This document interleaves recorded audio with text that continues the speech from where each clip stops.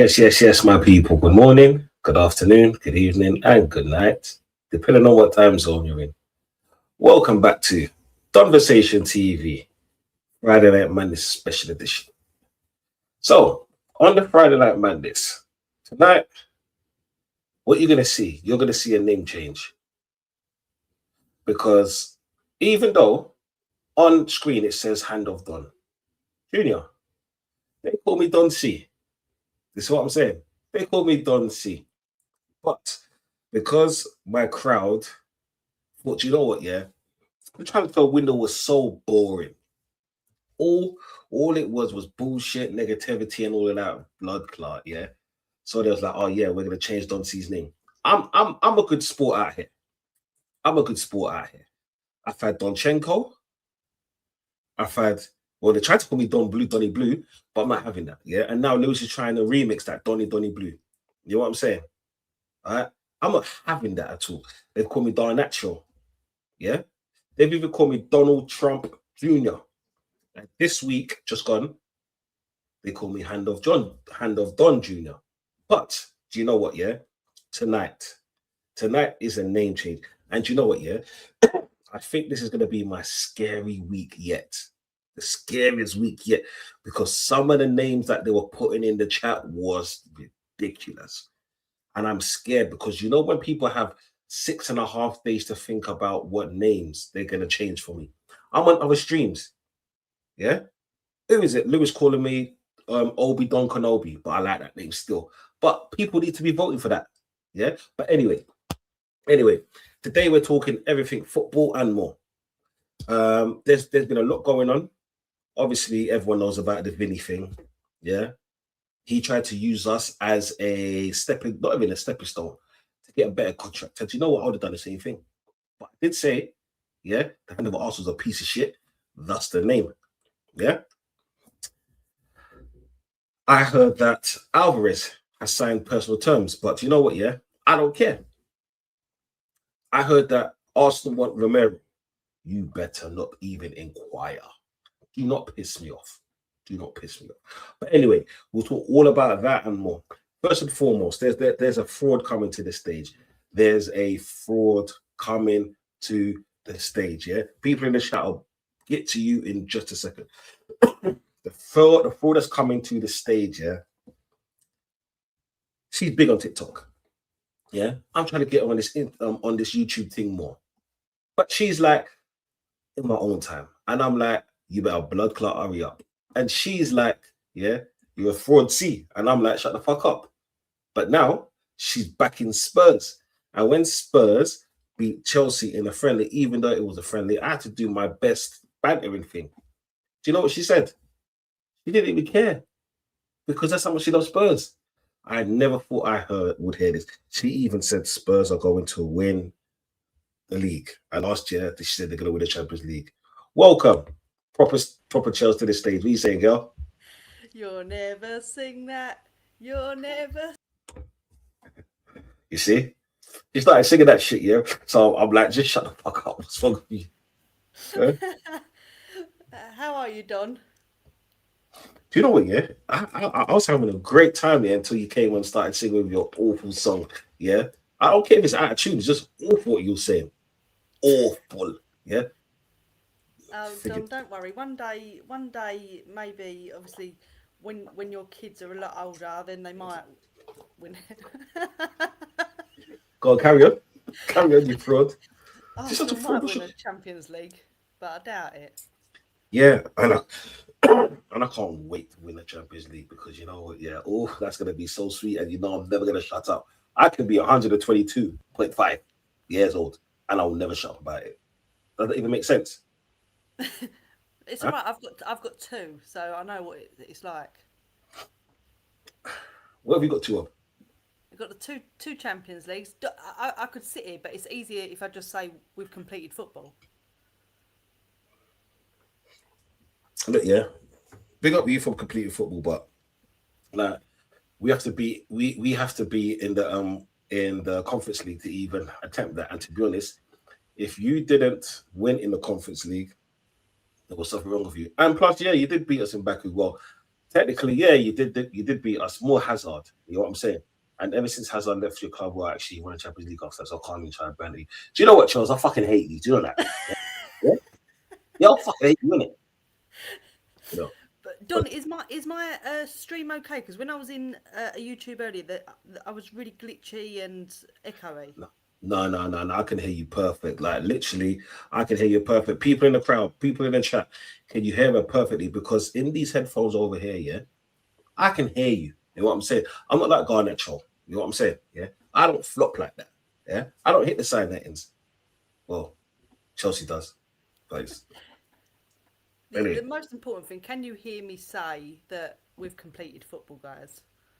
Anyway, next to the stage, yeah, we have a world champion coming to the stage, a proper world champion, not a football club World Cup Trump special champion. We have a world champion, the team that brought Tiki Taka to the world.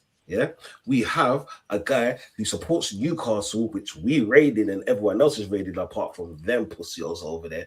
You know what I'm saying? Because they're arseholes, you know what I'm saying? They rather raid old APs in what's their names again? Henderson and Welbeck. Even though I respect Welbeck, they're OAPs. But big up 10. We say my G.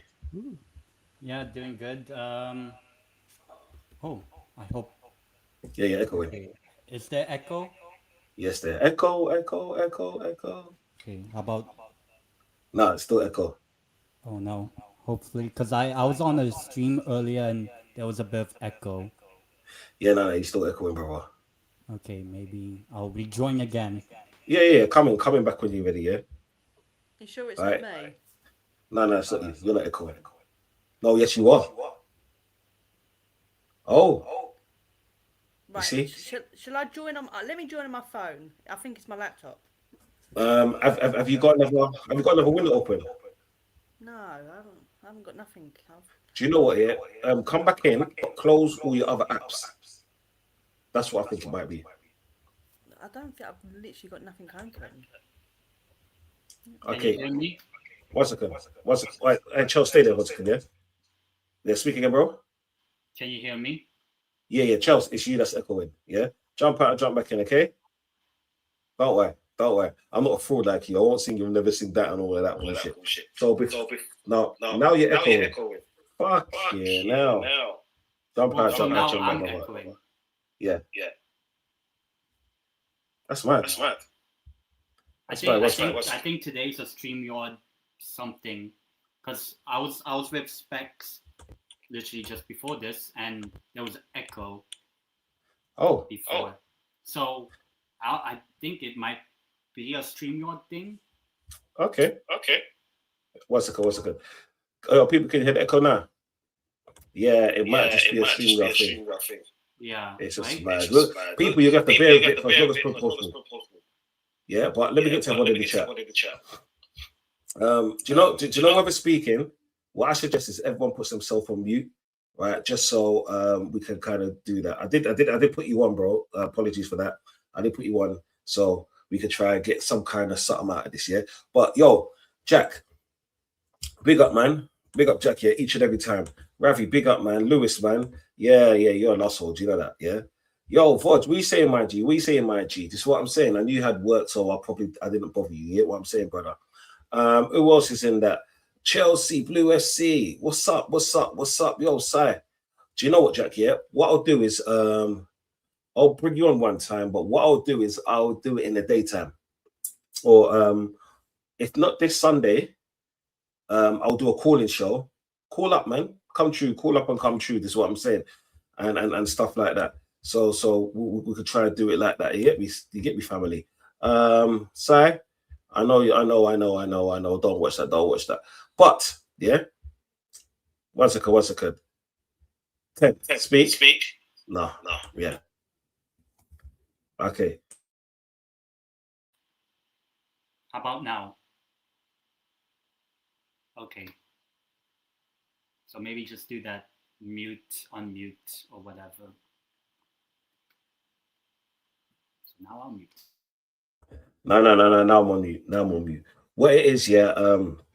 So today, where are we gonna start? You know what? Yeah, fuck it.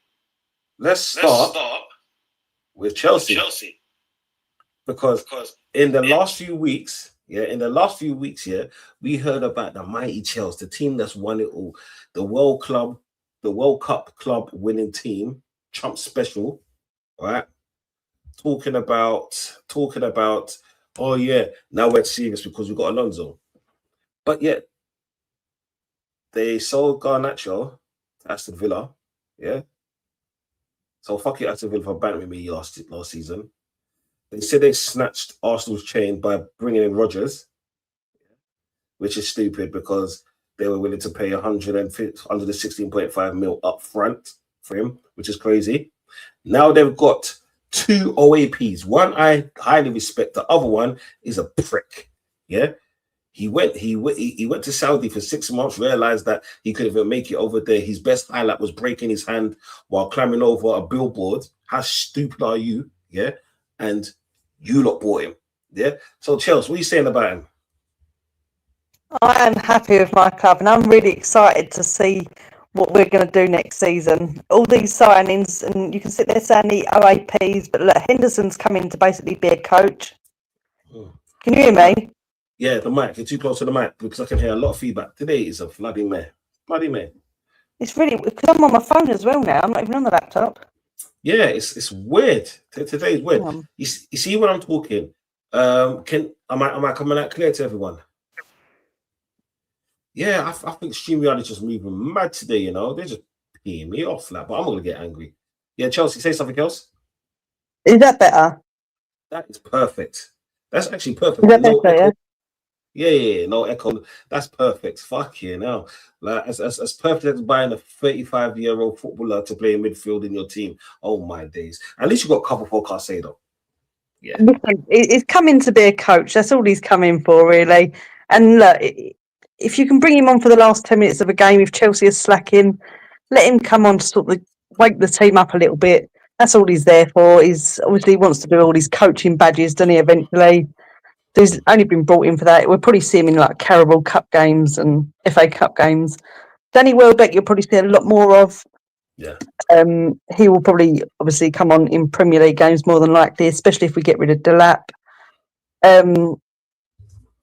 But other than that, the other signings, obviously Maxence Lacroix, I think he's absolutely brilliant. Palestra, and then obviously the new signing today.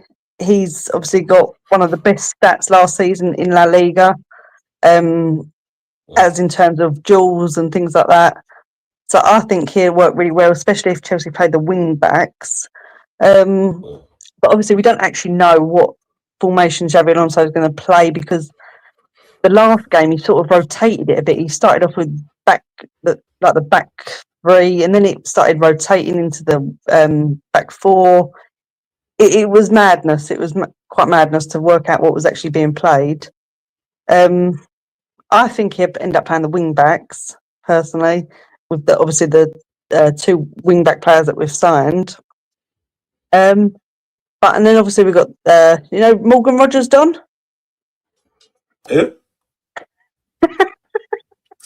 Huh? You know the guy that we stole from you. Okay. Do you not really think he stole it from us? Honestly. That was your main target. You just been too stingy not paying the money. He wasn't our main target. Actually, Bruno Gomes was our main target. Was We were he? Do you know why? Because remember when I said to you on the stream, well, I'm not too sure if you was there, but I said on the stream, we're like we need to put up 70 to 85 million with odds on. That's what we'll get him, because we'll get him with Morgan Rogers. If we weren't willing to pay 16.5 mil up front, that's all it took. Chelsea, that's all it took. They wanted you lot to pay them the money, the whole money, and get bombed. Yeah, they said bend over and take one, and you lot bent over and took one. That's what it was. Yeah, but I'm sure you'll be getting dunked when he scores against you. We actually finally beat you. Did you see him last season? And trust me, you haven't beaten us since 2022. This is a new season done. When Chelsea will be crowned champions. Oh yeah, Chelsea, you had 4 opportunities last season. How did that work out? We got robbed. With what? With a red card. That your player got a red card on my player and started rolling around like a fucking prick. You had your he got best touched. friend on your team, VAR. VAR. You think you lot that 1 second. Your last charge, yeah? How many points did you get deducted? Don't worry about that. No. I think he just broke up right there. He broke up. Your last charge, yeah, because I remember not the Forest getting deducted points. I remember Leeds back in the day getting deducted points for going into administration.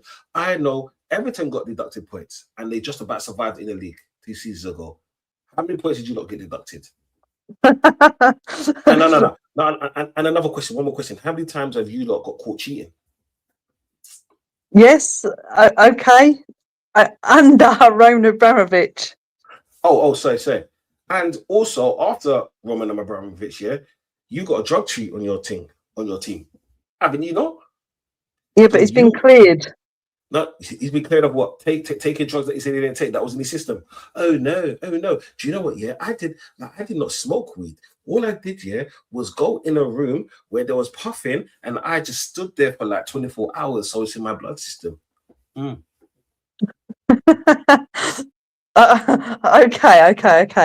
But but this is new season. Chelsea are a new club right now. I still don't like the ownerships, but they obviously come forward about that Chelsea were doing a bit of dodgy dealings. So fair play to them on that sense, because if it weren't for them, Chelsea would have probably had points deducted from them. And obviously the fine would have been a lot more. 1 second. You think that you lot snitching on yourself stopped you from getting deducted points? Yeah, I think it was. Yeah, because I think if we didn't come forward. Okay, last time you broke the rules, you only got a UFA ban. Yeah. Yeah. You couldn't play in Europe, and you couldn't add a transfer ban as well. Yeah. So you're telling me that whether you snitch on yourself or not, you will never get points deducted. That's what you're telling me. I don't know, because obviously we're still waiting on City's outcome as well. I don't think they've had an outcome yet, have they? Yeah. That was a great art to try and deflect, yeah? Trying to push it over to City. We ain't doing that out here because I need a City fan to back himself. You see what I'm saying? Yeah? Or we can talk about it later. We're talking about Chelsea now, yeah?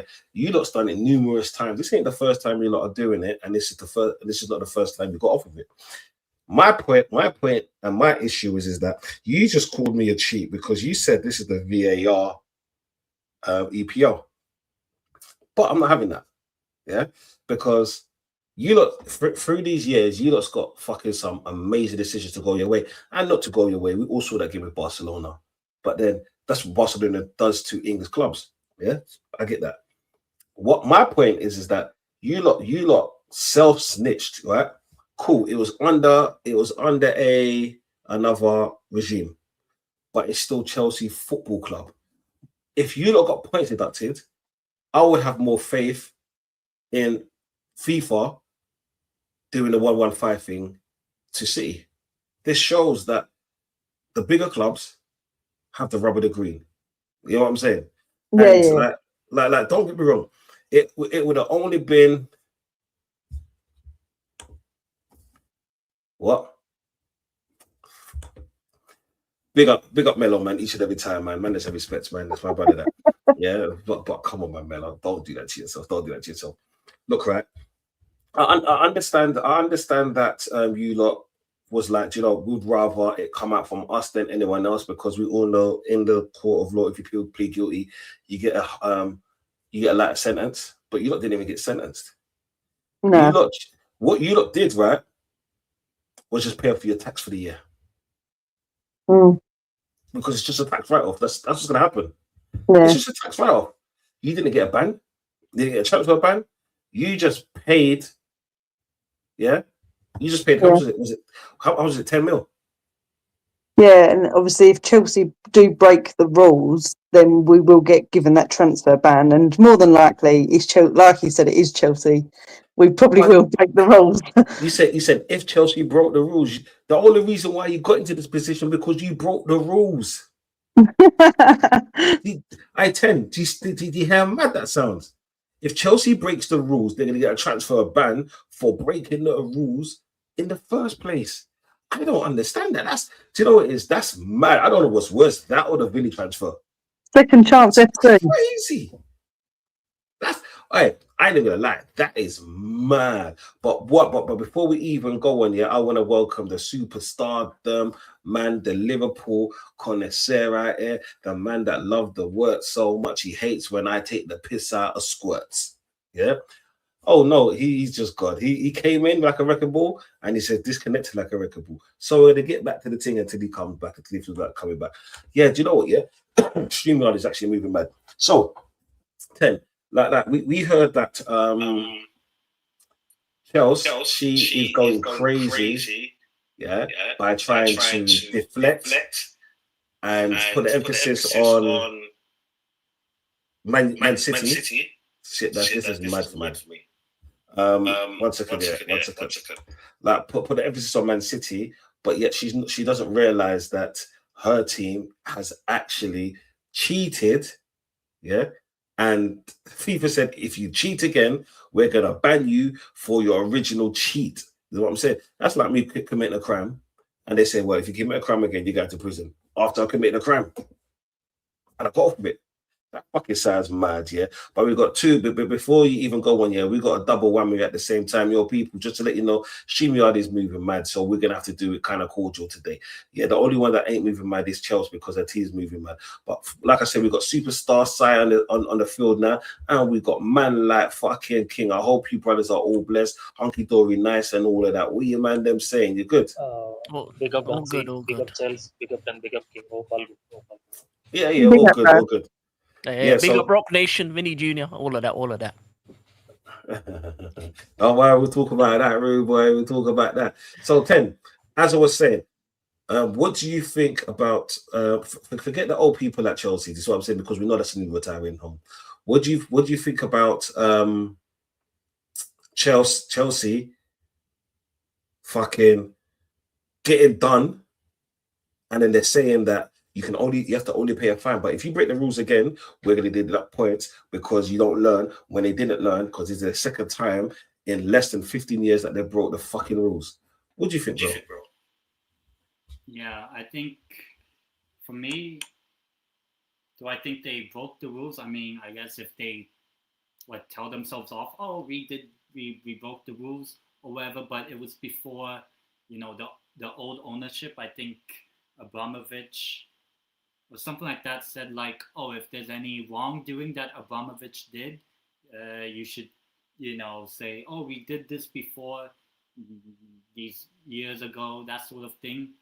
So in a way, so can Newcastle, I know back then was under Mike Ashley, so would that be the case? Would we be like, oh, if Mike Ashley broke the rules, which he never did, he just complained and got us relegated twice during his time. Should we, do the same that like, oh, tell ourselves off and all that sort of stuff? I think for Chelsea or basically just any team, I think there has to be punishment for those sort of things if you do something wrong, regardless of who the owners are. It is technically under the name. Let's say if it happens at Chelsea, it'll be under the Chelsea name. If it happened under the Arsenal name, then it's it's related to Arsenal. If something happened under the Newcastle name, it's under Newcastle, regardless of the owner. It's like let's say, for example, if you have a house and the old owners or the old people that lived in the house didn't clean the house. I was about to say this. Let's say if you're the new tenant in the house, but the house isn't clean because the last tenants were not doing the cleaning, then you technically, the new tenant should be the one doing the cleaning, but it's not your fault for doing the mess. But at the same time, the house, which is technically owned by, let's say if you're renting a house, is still owned under the same person throughout that whole time. So technically, it is still under that person's house's name. It's kind of similar with Chelsea. There was Abramovich that owned the club, and then there's Bowley now that owns the club. it's still under the Chelsea name, just with two different tenants, you could say. It's just an analogy, that sort of thing. So I don't know how it'll go from there with Chelsea. If there'll be more findings or that sort of thing, or if there might be. I know there's also like a suspended transfer embargo, that sort of thing. But I know there's been other clubs that have transfer embargoes, like I think Hull City last summer had one. But also, I remember at the same time when Chelsea did actually have a transfer embargo, they went on to win the Champions League. So maybe they should not be getting a transfer embargo, I would say. So I would They say got Henderson. No chance with that. yeah, well, technically, unfortunately, he did lift a Champions League trophy. But I think for Chelsea, I think, do I think it's right or wrong? I don't know, because I don't really focus too much on what Chelsea do behind the scenes of those sort of things. And I don't really blame, like, oh, the big clubs will get the better treatment over the smaller teams or whatever. I think ultimately it's about how Chelsea manages the situation. If that means like signing players on long contracts or bringing in yet another manager, because I don't know how long Rossini's contract was when he signed with Chelsea, and then he gets sacked. So I don't know how much you had to pay him, out of his contract, and then you bring on Xabi Alonso, hoping it works. Let's see. I do rate Alonso, but what if somehow it doesn't work or that sort of thing? I do think it will work under Alonso, because I do think he will play a back five, like a wing back system, especially the guy you signed from Rayo Vallecano, a pretty decent player for them. I forgot his name, Mendy, I think, something like that. So I think Chelsea will be okay in terms of the football things, but it's more about the back, like the not on the pitch stuff that will happen. So I would say for Chelsea, I think it's just how they're going to deal with these sort of behind, like, not football or not on the pitch stuff, and how they'll cope with that, especially now for the second time in 3-4 seasons without any form of European football. So let's see how it goes. Like, I think Chelsea have to get Champions League in order to help themselves out, just like any other club would. But I think like that's almost for like every single club. So I would say for a team like Chelsea, it's just, can they get Champions League football again? I think they have a good shot of it, but if it somehow goes downhill, because I thought last season, before the Rossini and everything went downhill, I thought Chelsea were getting Champions League football. I think under Maresca, I think they were getting Champions League football, and then the rest is history, and they have no European football, which maybe is a reason why they put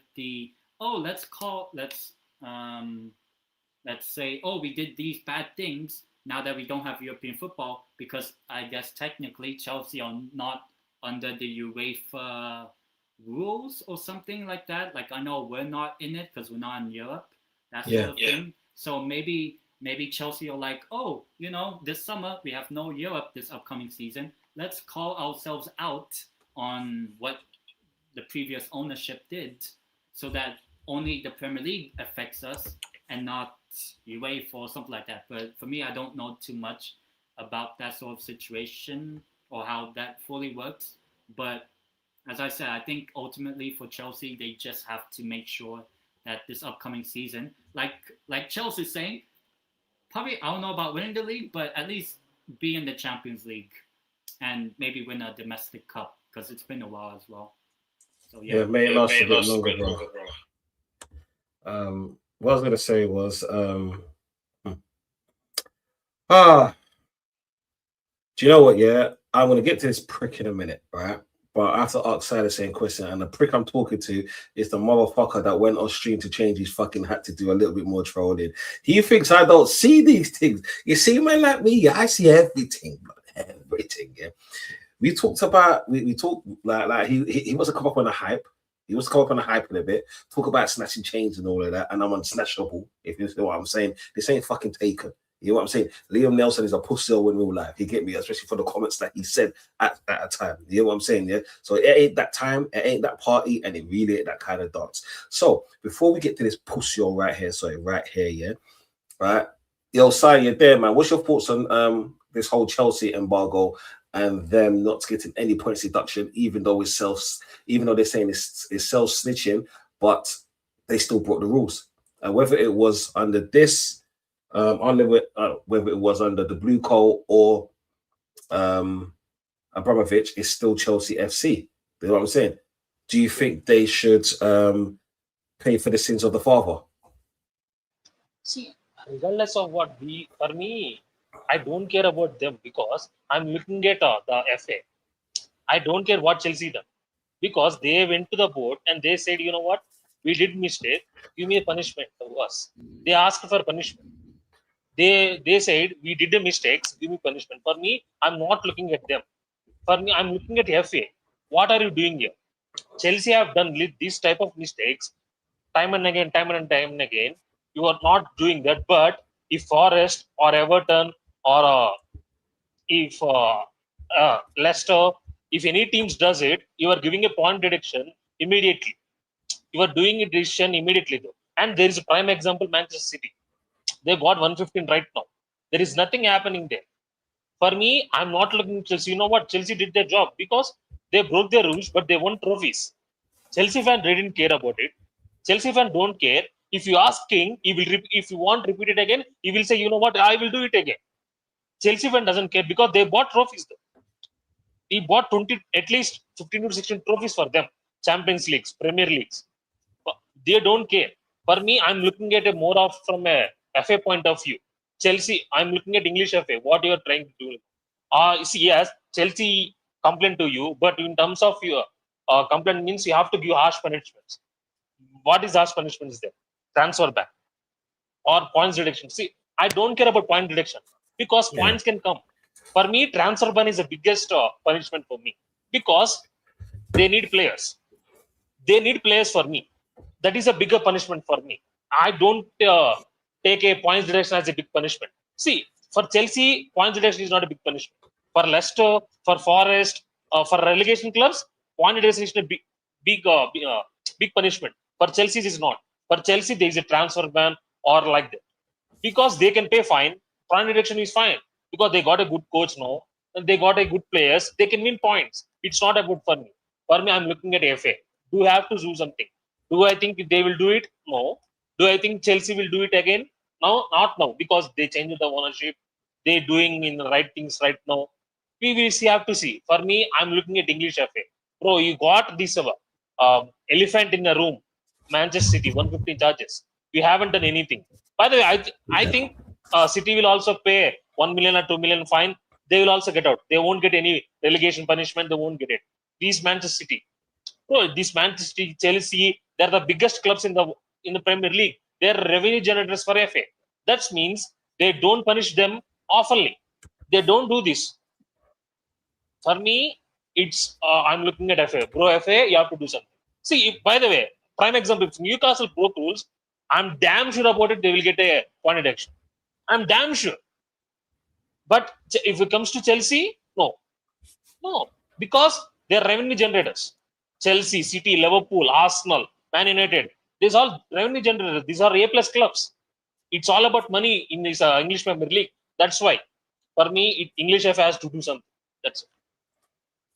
Okay, I hear you on that, man. I'm totally with you on that. And next, we're gonna go to another Chelsea fan that fucking changed his hat, the pussy. Oh yeah, and I just clocked the name as well. The fucking I don't know what's wrong with them. But first and foremost, I want to big up everyone in the chat. Thank you for sharing some time on Donversation TV. All the silent listeners out there. I want to give a shout out to Retendo as well because I know you're listening in the silence. But big up you. And now, as we go to the Chelsea fan, another Chelsea fan, right? I just want to say, You see, it doesn't surprise me because Chelsea, yeah, they're liars, they're thieves, and they're snitches. Yeah, because throughout these years, they've lied on so much, and they've had players being banned. We can go back to the Mutu days. Yeah, and they just got a player back that just got banned for taking illegal substances, and now, yeah, they got off a charge because they're so snitched. Yeah, I shot somebody in lyrical terms, people only that. Yeah, not me personally. I'm just saying. And then because of I put my hands up. It was me. It was an accident. They got away with it, right? And now they're talking about snatching chains. They are fucking criminals. They are fucking criminals. Throw them away out the league. Make them go and play. Not even with Preston FC. Not even with who's in it? Luton FC. They should be playing with Barnet. Yeah, with Barnet. Yeah, but King, we say my G, and fuck you too. Oh well, first of all, I don't know what you're talking about, us being relegated or whatnot. I mean, it was just a bit of financial crime, agent fees that weren't reported. I mean, listen, we were always going to only get a financial punishment. I don't think we were ever going to get a transfer ban. I don't think we were ever going to get points deductions. We're too big for that. We did the transfer ban thing. It didn't really work. We got one of the greatest academies, so we got youth products out the wazoo coming through as well. So that wouldn't have stopped us from having a good season. We won Champions League with young people, with young players. You know what I mean? And they've gone on to do whatever they've gone on to do. In regards to people being upset about it, it is what it is. We were a big club. We won 2 Champions League, 2 Europa Leagues, Conference League. We're world champions. We're one of the most successful clubs over this century. We are the most.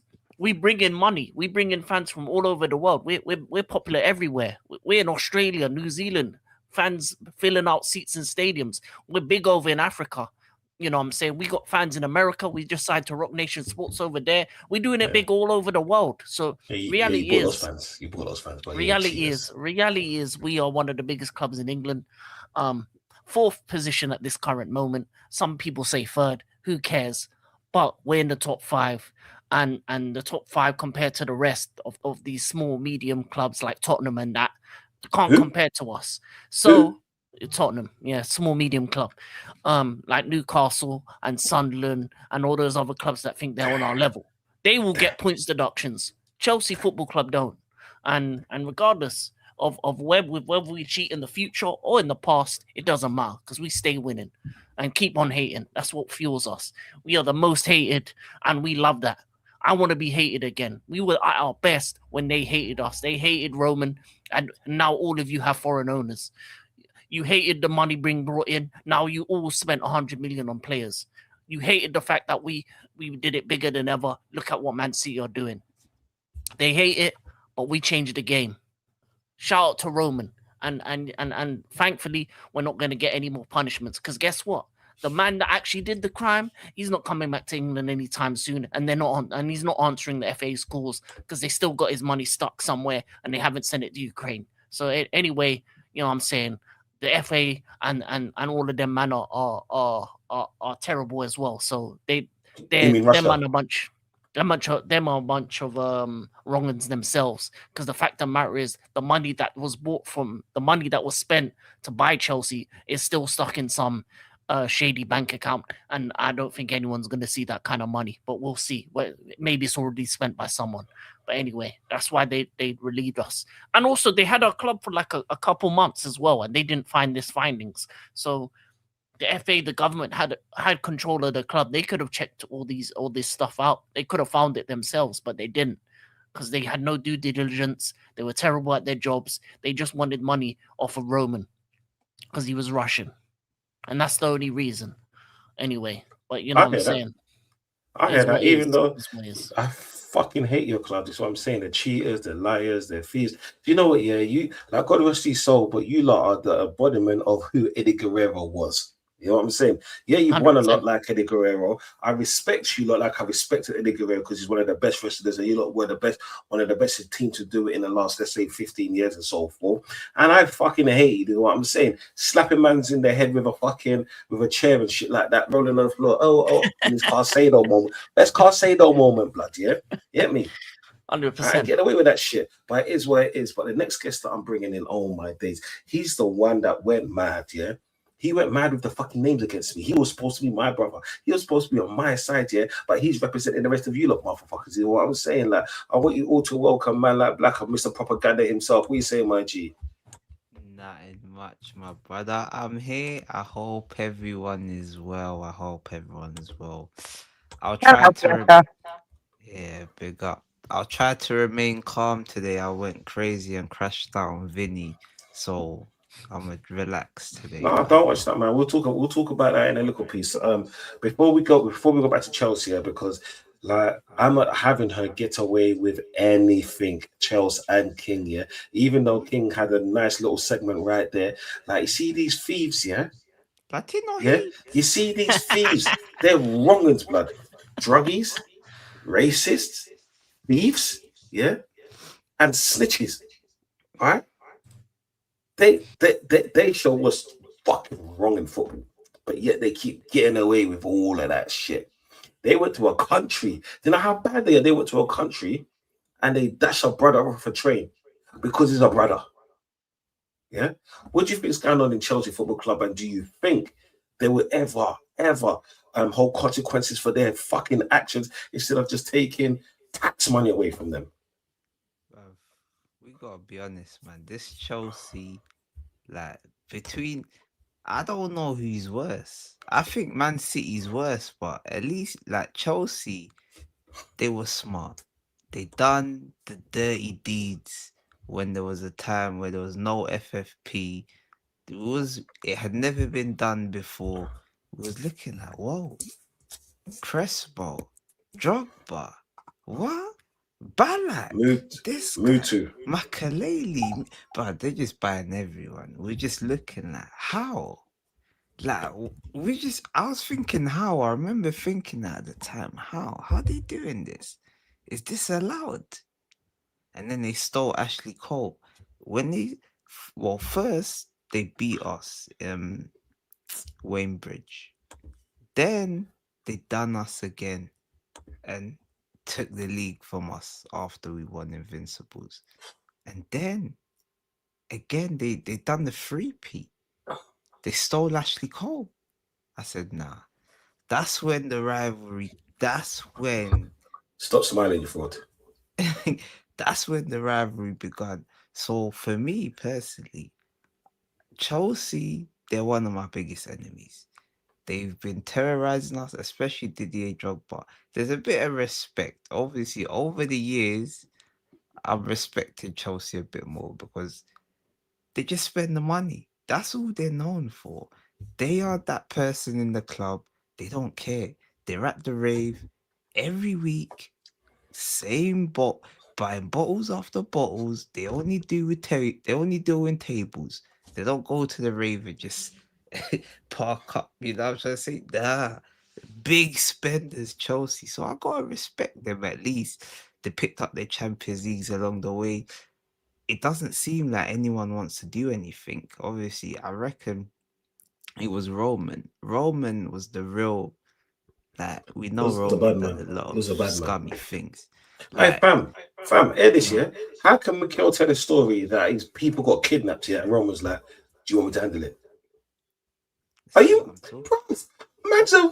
bro, man ain't even an OG blood. He's a fucking G blood. You get what I'm saying? Forget Compton blood. You get what I'm saying? He will buy Compton and fucking kick the man out, right? And then tell the man, there, I'm taking your yard and your wife, because I can. But Roman, he was a fucking G blood. He's a real shady fella like Vince McMahon. If you know about Vince McMahon, Damn. then you know that Roman, like Vince has bust all cases, so it's all allegations. Roman, it's all allegations. He has bust everything. Everything has only got a fine, suspended. He left 2 Champions Leagues, 5 leagues, no problem. These Americans, they're not gonna make the same mistake again. Look, they snitched.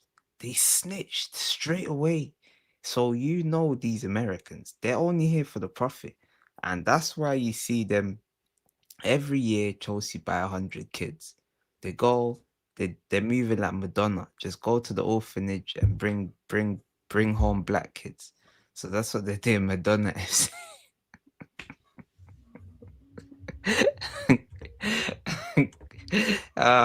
Well, I don't know, man. Sorry, people, man. But it's been a long day. It's been a long day. But Carry on.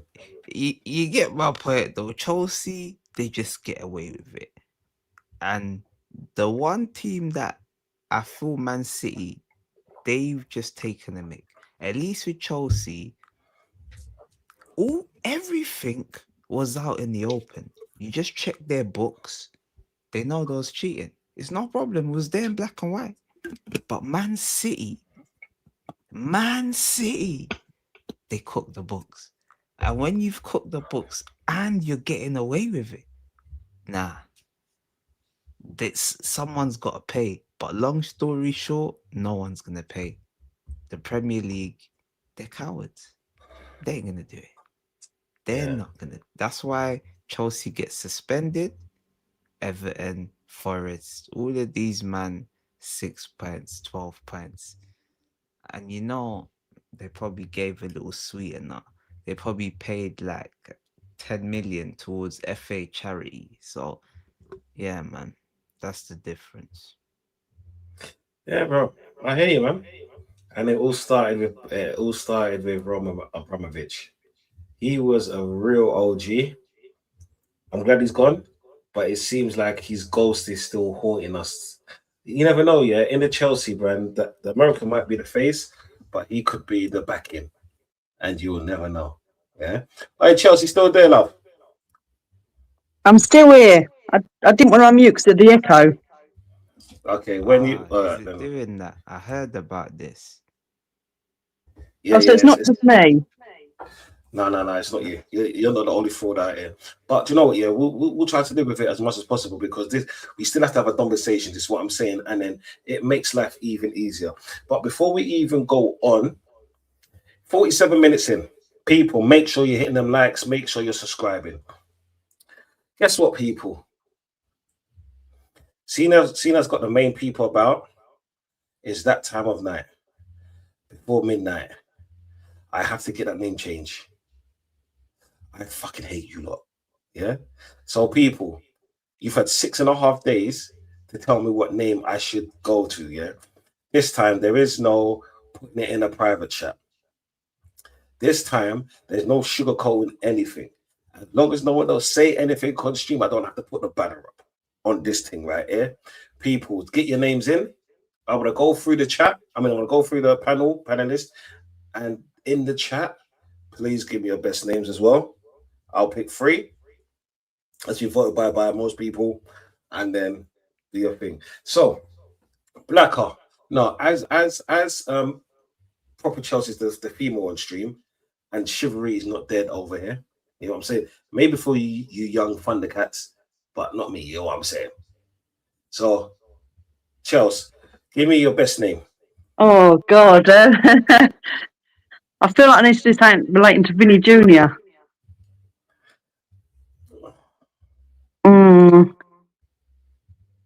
Donny V. Let me think. I need to think first. Okay, no worries. That's cool. Okay, who's got a name right now? I know Black has probably got like 10 to prick. Donny Jr. Donny Jr. Okay.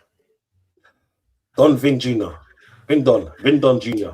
No, Donisius Jr. Donisius Jr. I was thinking that one as well. Donisius Jr.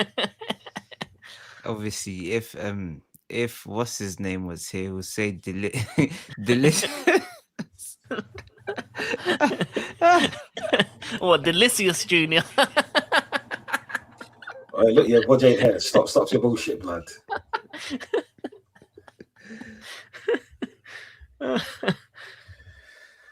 Okay, so one Hey, name Don is Chinius Jr. That's mad. John Tinchinius Jr. Rami. Oh, what else? You lot are assholes, you know. Donny, can't you see? Sometimes the word just hypnotized me. Donny. Fucking hell. Do you know the funny thing is, yeah, Ten's a bit quiet. And do you know when Ten's quiet, yeah, that means he's typing something mad because he's the one that started all the craziness last week with all the names. Like, did you know what? Yeah, he's dangerous with his typing fingers. I'll tell you like that. You know what I'm saying? All right, so the bloody world champion. So, yo, I need a name because I've got to change my name this week. Yeah, so come on, people, give me your best names. And people in the chat, make sure you're liking and subscribing and sharing. Hear me? And I'm grateful for all of you. What's it? Bruno Vinny Jr. Just have Don in it. But that's a good one. That's a very good one. Oh, we need a Don. Bruno see? Donny Jr. What can you do? What can you do? Diddy. Oh, yeah. Who? What you say? Nah. Don Rat. Oh, do you know, I thought I heard that.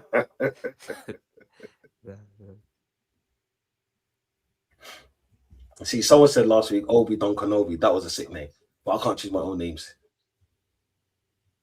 Or Obi Don Kenobi. Yeah, that was a sick name. But that's a positive name, isn't it? So it's what you man want. That's what I want. Like in 2 weeks when the league starts, then I can change my name back to Don C. And we ain't doing this shit again until the next what is it? International break. Oh, So yeah, that's gonna be a good one. What about Donkey Don? Donkey Don. from Shrek. Donkey. Hey Shrek.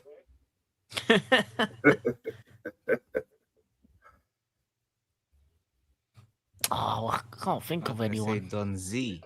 Don Z. Don Key. Don Key Jr.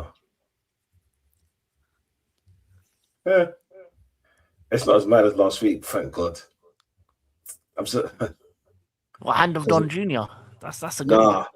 nah. Last week, don't you remember in the private chat Oh yeah. Some when of them were bad. they were wild. Wow. Oh, that was 10. I think I Yeah. went here. Nah, bro, they were wild. Yeah, I must have missed that. Nah, he put it there. He put it. You know, yeah. I wish I could have a banner in the chat. That's The crazy. red That's card mad, defense, man. mate. Like, that's a Hey, Roger fence. bruv. Wait, was one of the names like Condon Jr.? Was that one? Yeah. Yeah, We're not that was doing that. crazy. We're not doing none of that. See, that's just crazy. Yeah, man. I'm trying Keep to it be PG-ish. respectful. No, I hear that. You see, but the thing is, yeah, after all the insults in Don Nacho, Don Teta, Donald Trump Jr., which that was a sick name. I actually like that name, you know. I'm even gonna front. I was saying I ruled the Donversation with an iron fist. I made Arsenal great again. You know what I'm saying? Done the dance and all that. But when you've It was got to sort of keep it a bit respectful as there's a female in here, isn't there? You know me. Angel. Yeah. Angel. Yeah. Do you know what? Yeah, I agree. Lucifer was once an angel. No, that last one, 10, that's mad. You can't do that one. You can't do that one. Nah. That is No, mad. that can't be his name. I mate. I'm not Argentinian. Hey, everything. Nah, see, look, you're gonna make me start thinking about Vinny now. I don't want to No, start thinking. we're gonna talk about him in a little piece. This is what I'm saying. Chelsea ain't no angel with a halo like Beyonce. Beyonce ain't no angel. She's not Jay-Z from another chick. After you've picked your name, I have got something though for you and Blacker. Yeah. Put it in the private you chat. do, you little fraud. No, it's a song. Good. Oh, it's a song, Share going, the okay. screen or something, I'm guessing. Or is it a Yeah. song? Oh yeah. That's mad. Yo, what can I say? So what we're saying, people, because I have to change it, and if we can't change it, it's gonna go back to regular old Duncy, which I've been waiting for. So it seems like all of these, I've got writer's block. I'm trying to Really done. figure out what plays you don't like Donverts. I'm okay with them because they won me a league.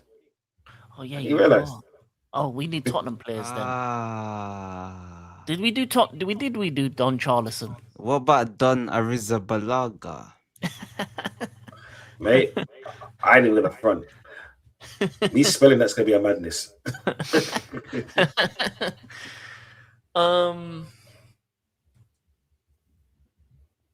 Donny Kane.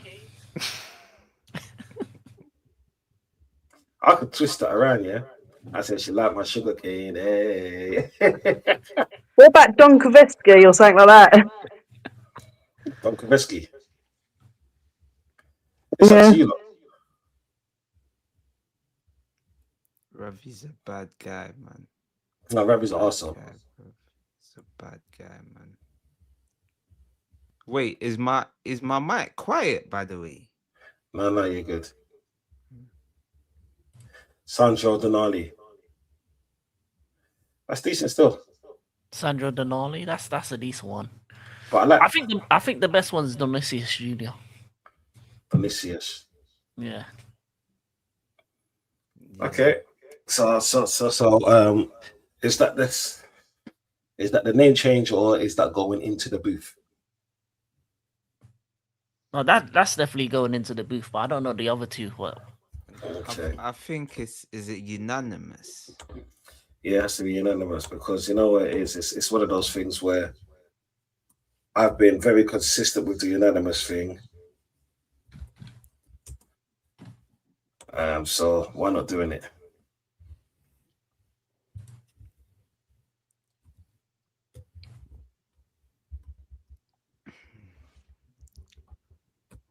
Yeah, I think that's the best one, Donisius Junior.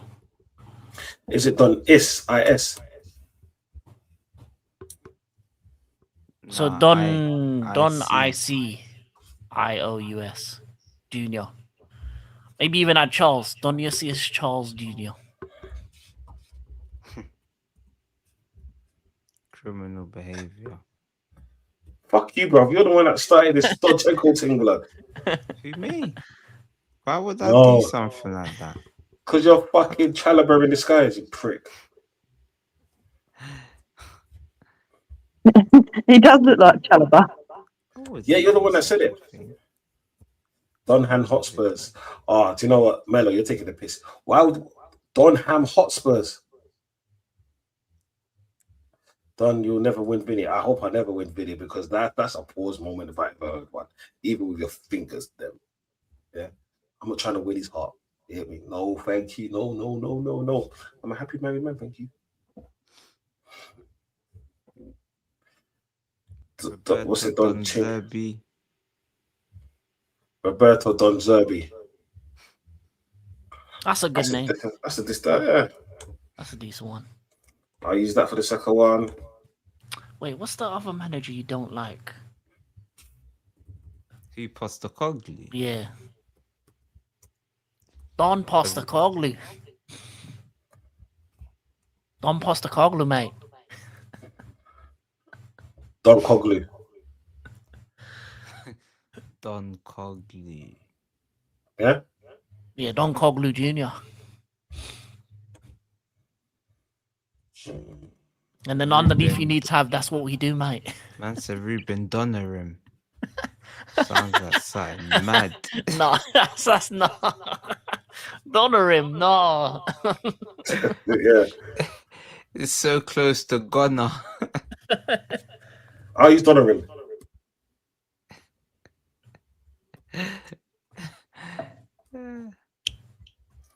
Okay, so I've got Donisius Jr., Donisius Charles Jr., Robert Don DeZerbi, and Donorim Jr. Yeah? Yeah, put the names out. Let's see what the people say. Oh, you can see that, my people. Crazy. Crazy. Dundee Road. Wow. Oh my days. Hey, Mello, you Mello out, mate. Fuck yeah, hell.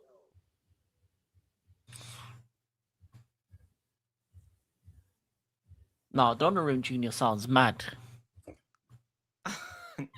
Mello, free. oh Lord. Yes, oh Yeah. Lord. I'm going for 3, man. Donnarumma.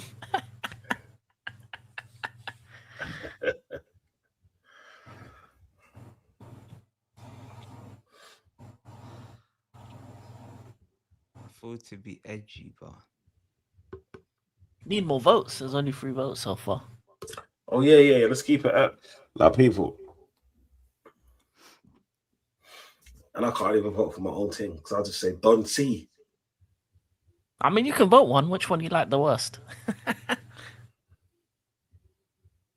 yeah, pick a number. 1 to 3. Spin the bottle. Yeah, spin the ball. Alright, Chinlu, big up, man. We're just doing a name change. We're getting back to football. Yeah, the Rahu news is crazy. What? Wait. What news? What happened? On loan to Liverpool. Yeah. What a Real Barca? Yeah. It's mad. Yeah, they're desperate. That's why these man want Rodri. Yeah, the thing is, I heard that there's personal terms. They got Roger on personal terms, right? But the thing is, I said it yesterday. Was it yesterday or the day before? Rodri's perfect for Barcelona. Do you know his style of play? It's more profitable for Barcelona to buy him than Real Madrid because he kind of plays the Barcelona way anyway. What I'm saying, he's got an affiliation with Pep, so it kind of makes sense in that way. It's just like if Haaland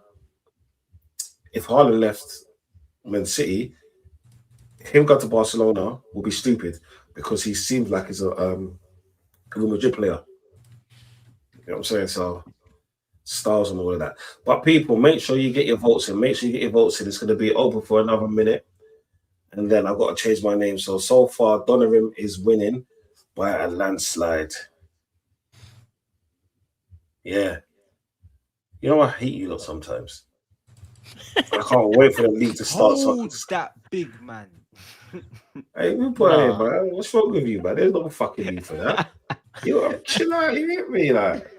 That name could have been worse. It could have been Donnarumma.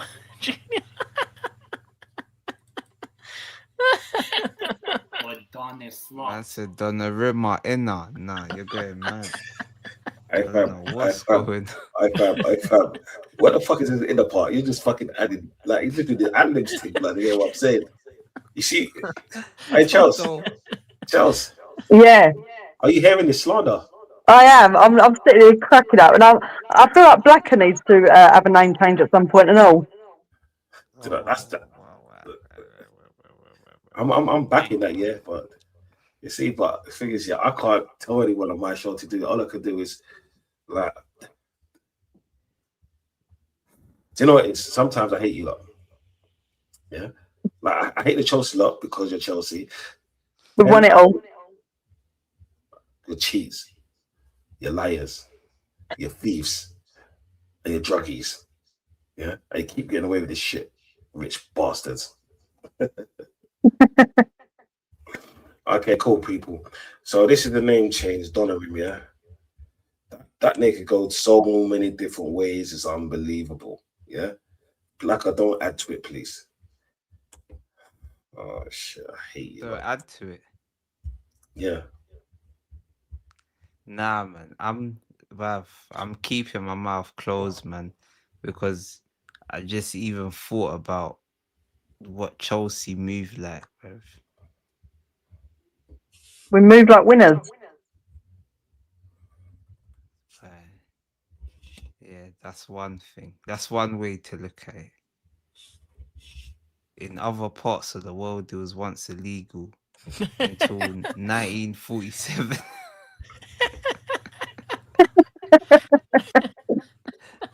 Is that the year? I think I'm gonna need this up though. I need to change the name of that as well. Hey, No, it's but no. Donnarumma is bad. yeah, but I'll stick on topic, man. I'll stick on topic, man. I float too close to the sun, as they say. Yeah, Icarus. Go on, go to you. Probably why I got burnt as a child. Fuck, you know. Yo, so people, my new name for this week for the next 7 days or 6.5 days is going to be Donorim.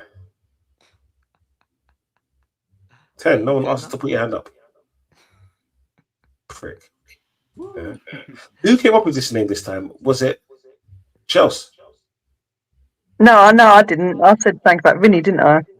Yeah, who came no, up with that name? It was Chelsea. No, I Chelsea, yeah. think it was King. Yeah. Was No, it it was me? you pussy. No, it was Blacker. It I was mean, Blacker. he could have made it worse. He could have made it worse. He could have Don't made try Yeah, and blame me, Blacker. No, he tried to put inner at the end. I'm not even gonna say that name with inner at the end, yeah, because that sounds wrong. no, Donovan sounds good. that's not the worst one. It could have been But it's on the river in your blood clots. No, sir. No, sir. No, sir. Yeah, all right. Yeah. Oh, before I even forget, yeah, what was it? On Thursday? Fuck you, no, that's mad. Yo, big up, big up, big up, big up. Yeah. I haven't seen you official, yeah. But big up you, yeah. My name is Don C. I've got to do name changes until the league starts. Long story. I hope you're caught up. First and foremost, I want to big up all my Jamaicans for yesterday, Jamaican independence. This is what I'm saying. Like, we was outside, we was drinking the rare nephews, we was eating the jerk. You know how it goes. We was just living the lifestyle because it was a great day. We got to celebrate every single independence because we were colonized and all the rest of it anymore. So big up my fellow Jamaicans and stuff like that. Big up everyone who came down and represented and all of that good stuff. You see what I'm saying? Yeah. How are we doing tonight? Tonight, right? These my panelists are all frauds. Yeah. Good people at heart, good family people. But when it comes to football, they're frauds. Arsenal fans, Chelsea fans, and Newcastle fan. Yeah.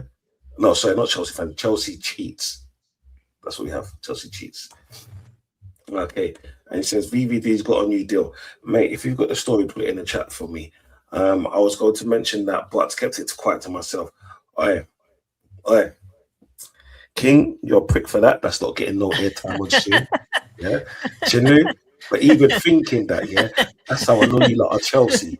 That's how I know you both are Chelsea through and through. You are both welcome, yeah, to enjoy that name off screen. Peoples, leave that name alone, yeah. hey, big up Chinlu. Yeah, so as we're moving on now, right? So we know that Chelsea cheats and they'll do anything to try to get back to the top. This is why we're wishing them nothing but pain and misery and more pain as well. Right? Newcastle have been raided. Let's just say for the richest club in the world, and they are the richest club in the world. No one is taking them serious. Does it show that the status of a club is bigger than the money that's backing them? Is that what it's showing? And in true style 10, because you're the only Newcastle representative right here, Jack, yes, you are fucking cheats. You know what I'm saying? But Jack, not Jack, 10, as you are the Newcastle representative, you're getting raided left, right, and center. Yeah? I'm definitely gonna pause that one there. Your only player in your club of note is Lewis Hall. And even then, Man United seem like they got one eye on him. They're winking at him. So, what the fuck? 2 seasons ago, you lot won the, what was it, the Conference Cup or whatever the hell it's called. You know, the Chelsea Cup, that little bullshit one, yeah? And you lot thought that you were going on to, not the Carabao Cup, sorry. You lot thought that you was going on to bigger things. What the hell happened or what is going on over there? So I think for us, it's more like phase. It feels like phase 2, I would say, with the sort of new direction. I mean, we have a new manager. Technically, I would say Bruno G, Tonali, Gordon, maybe one or two more I might have forgotten.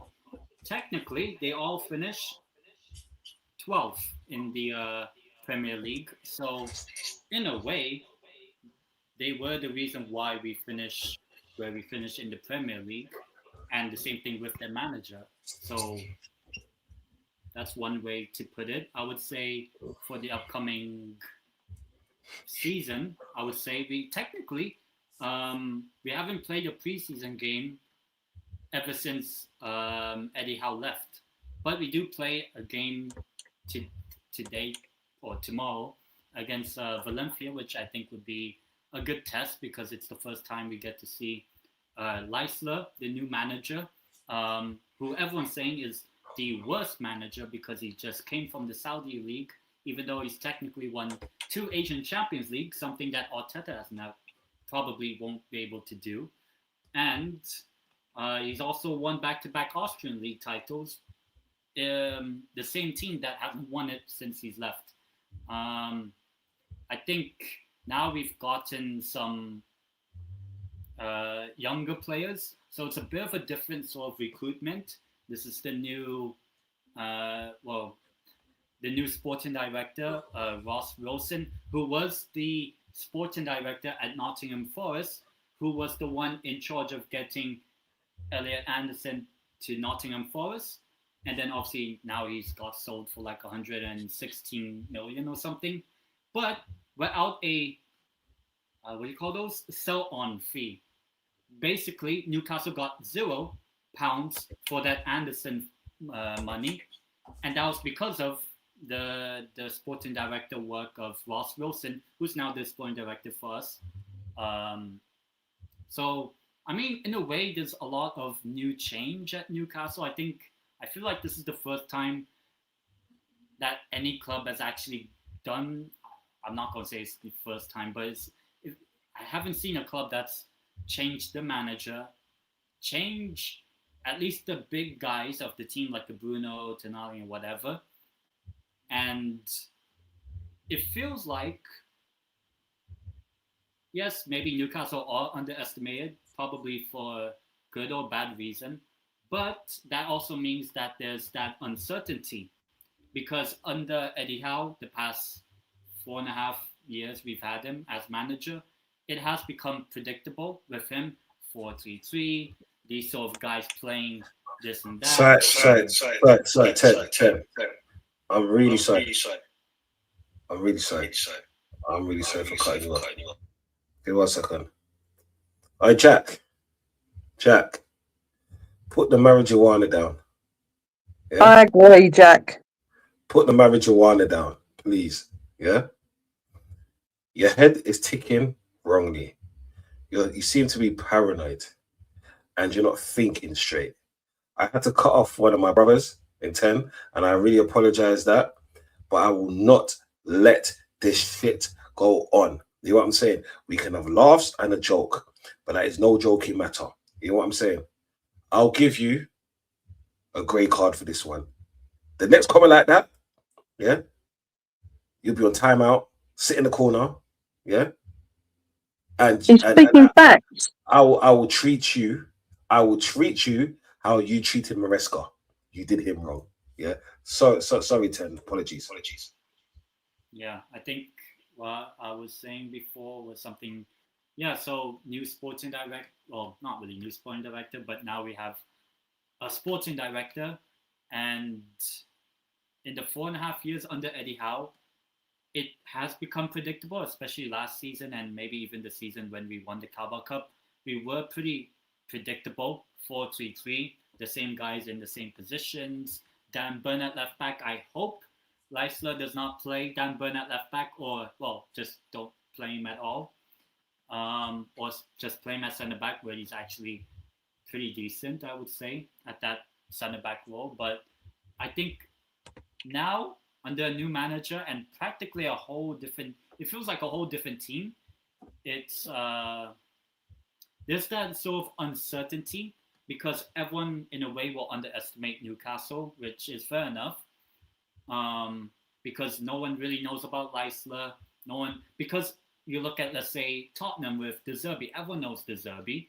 Everyone knows Xabi Alonso because of what he did at Leverkusen, and now he's at Chelsea. Everyone knows how Glasner is like now that he's at Nottingham Forest. Everyone knows how now Michael Carrick is with Man United and all that sort of thing. Everyone knows Enzo Maresca at Man City because we've seen him, with Chelsea back then. But no one knows anything about Leicester. Everyone probably thinks he's the worst manager of all time. But technically, every new manager in the Premier League, because Xabi Alonso was never managed in the Prem, Arteta, before he became Arsenal manager, never managed, ever. So obviously it could go wrong with this new manager we have, but it could also be a good thing, in a way. So we'll see how things go. Obviously, I can't really speak on how we're going to play because we haven't played a preseason game with him in charge yet, but we do play in a few hours against Valencia today, technically here. So if I'm able to, I'll watch that game just to see. I don't really care about the result. I just want to see how the formation and whatever, that sort of thing. Because I think for preseason, it's more important about how the team, the aura of the team feels instead of the results. So obviously, I want us to beat Valencia. I think Valencia are a decent team, but not the best in La Liga from what I've seen from them, especially in preseason. I mean, Valencia lost to a team from Angola in the preseason. So we'll see, but I think heading into the next season, obviously, if I saw we have like £150 million budget from now till the end of the transfer window after the sale of Bruno, whenever it's announced. And then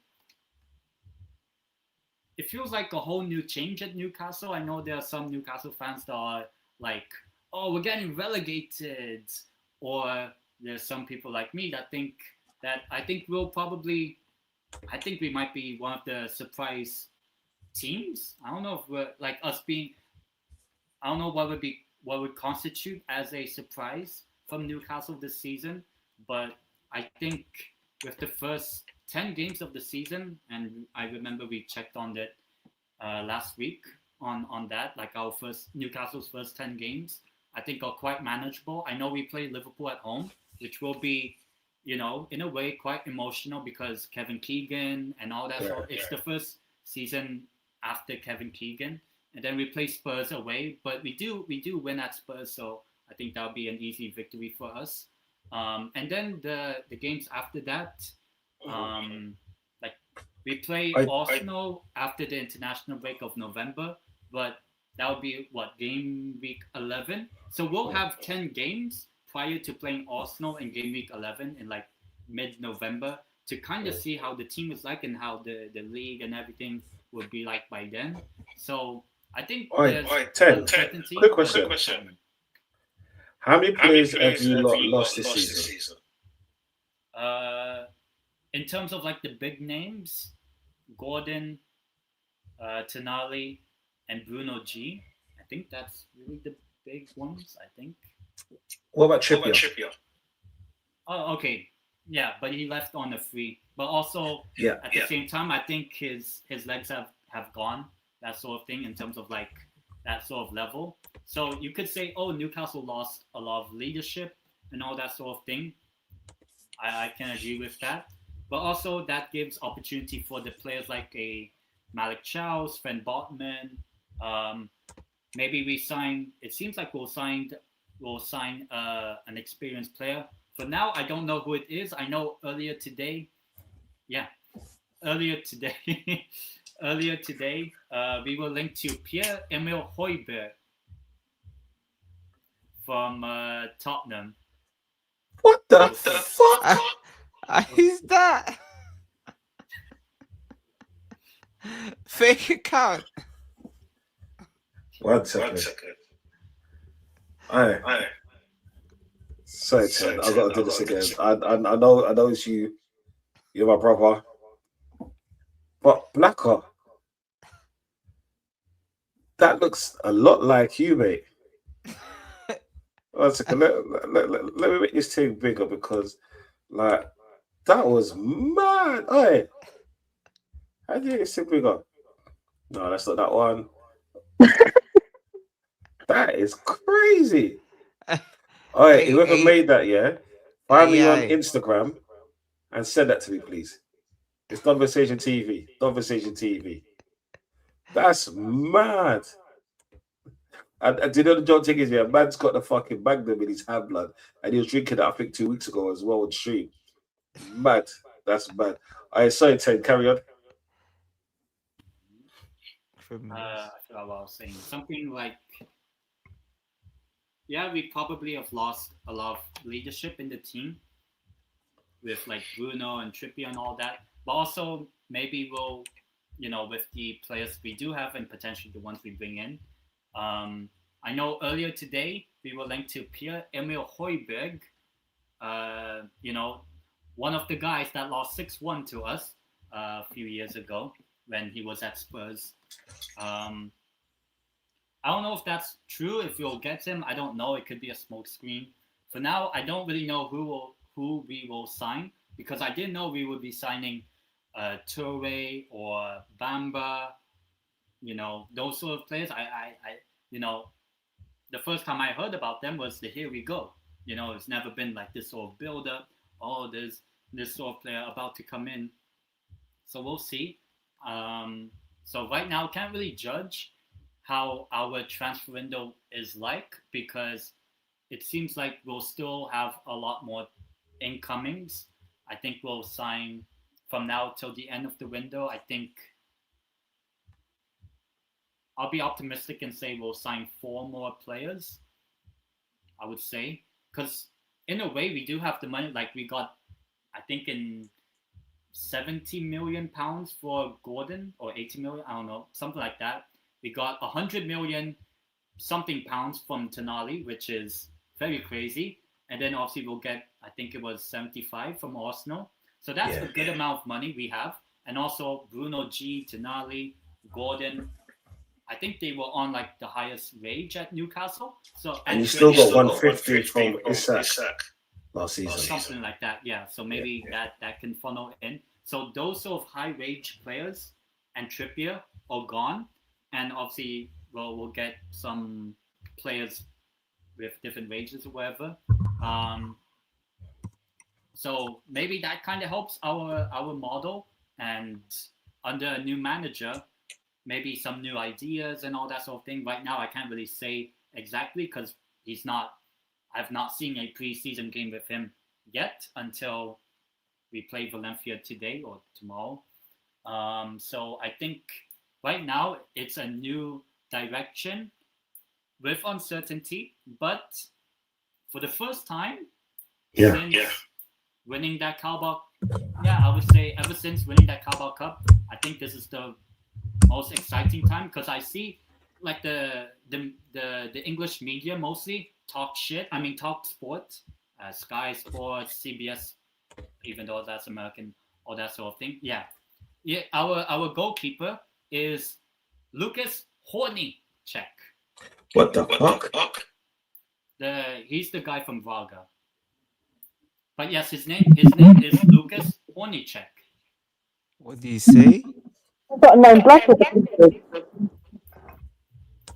But so there won't. I hope there's no Nick. I'm sorry, people. Name, I have to put the banner up. I'm not even.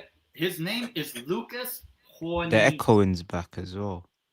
Yeah, it's probably the stream now. But I think now that Nick Pope is now getting replaced, I think I'm assuming we'll keep Lewis Hall. We'll keep Livramento. We do have this 2 center backs, 3 center backs. Actually, I think 4 still. Whole different midfield. We'll see how that goes against Valencia and the preseason games we have. And then up front, Alanga had a decent World Cup. Rissa had a decent World Cup. Voltemade, maybe that Leisler, Voltemade German link might work. Who knows? So there's that uncertainty, and it's a big risk. with the new team, the new manager, whatever. But every single player and all that is a risk. So because let's say, for example, when we first got Bruno Guimaraes, he had 0 Premier League experience. 4.5 years later, he's signing for Arsenal. But I bet some Arsenal fans are like, oh, the reason why we're signing Bruno G is because he has Premier League experience. That's Nope, because he's a baller. Yeah. My opinion. But let's say, if we're signing players that have no Premier League experience and then they go on to do well, then is the model of signing players that are not Premier League proven the way to go? Because last summer, we brought in Elanga, we brought in Rissa, maybe a couple more other players that had Premier League experience, and we finished 12th. Now we're bringing in players not with Premier League experience. Who knows how the season goes? But in terms of everything, for me, I'm actually a lot more excited about the season. I would say I'm also relieved and happy that Bruno G is gone, because in a way, Eddie Howe gone, Sandro Tonali gone, Bruno G gone, Anthony Gordon gone. Like, that's practically the spine of the team, and obviously Nick Pope and Trippier. It's kind of like, I'll use the Arteta phrase, the process, the phase 1 is in the bag. It's gone. It has a legacy. It's finished, and now it's time for phase 2 in the Newcastle MCU, or the NCU now, Newcastle Cinema. But I think under the new manager and whoever else we bring in, I think we could be a pleasant surprise, because people will say, or not people, but I think with Leisler, I think most Newcastle fans want the entertainment back, because last season the only entertainment was for the opposition team, Thank you. But this season, in homage of the late great Kevin Keegan, the entertainers, we kind of want to be entertained, not like Ange entertainment, but Kevin Keegan entertainment. So you know what? Before maybe the rest of the Pounds speak, in the words of Kevin Keegan, not exactly, but I would love it if Newcastle win the Premier League. Do you know what? You started off so well. Shout out to me there, just because it's just the echoes is mad. You made some great points in it, yeah. Apart from that last bullshit thing that you said about Newcastle in the FA, in the Premier League, maybe a Carabao Cup or a FA Cup, or back if bad for doing that, but like just be good. This is what I'm saying, because you men are being opened up and ran through like mad from other clubs. Like, they're buying your players left, right, and centre. Rest in peace, Kevin Keegan, because we've got to show respect to all of the greats that passed away. You know what I'm saying? Because some of you, the young ones, won't actually remember him as a baller or a manager, but he was a decent baller and he was a great manager. This is what I'm saying. So rest in peace to him. Chelsea, still there? You've been a bit quiet lately. Before we go still to here. What do you think about Newcastle? How do you think they're going to fare with their new? It's not a new. Okay, it's same Newcastle under new management with a new team. It seems like, yeah. How do you think they would fare going forward?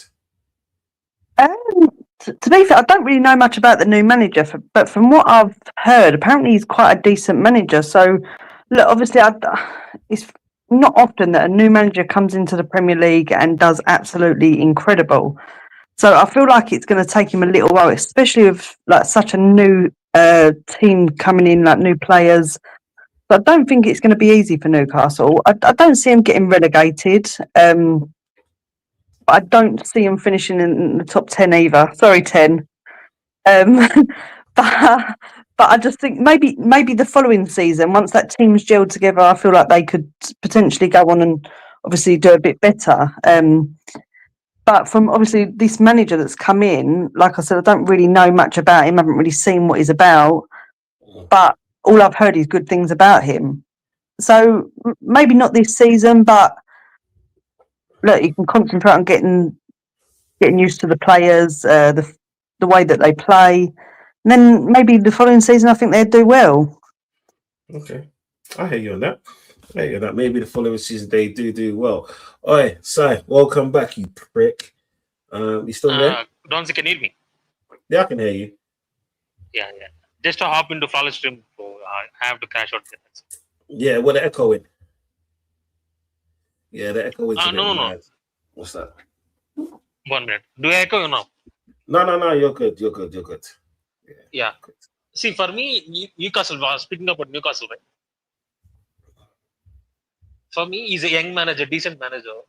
I watched him at Salzburg. I watched him at Al-Hilal in Saudi League. Yeah. For me, the most important thing is how Newcastle management backs.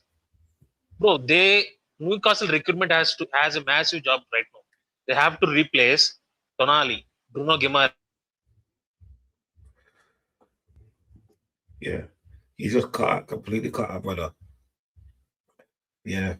Do you see, he was talking about Bruno Tonali and all of that, yeah. So his team just cut out. I guess he'll be back. Bro, So, Streamed is moving mad. yeah, it's probably updating or something like that. It's just like, Bro, sorry to cut you off. Sorry to cut. go through, For brother. me, it all depends upon recruitment. He's a good coach. He's a very, very young coach in these football terms. I think he's like 32 or 33. He's very, very young. For me, it's all depends upon recruitment because they lost so many good players. Isak last season, Gordon. I don't rate Gordon, but he's okay player. Tonali, Bruno Guimaraes, Trippier, and they got Benjamin Traore from Hoffenheim. They got Mamba from Monaco, and looking like they're getting another exciting talents, another young players. You know what? I like this project. They're not depending upon high profile names where Liverpool or City or United or Arsenal going to get done. They're not depending on that. What they're doing was they want to develop young players who did something good in the other leagues. For me, this is the kind of coach. He's a good developer. You don't see, Benjamin Sesko who plays for United, right? He's the guy who developed Benjamin Sesko at Salzburg.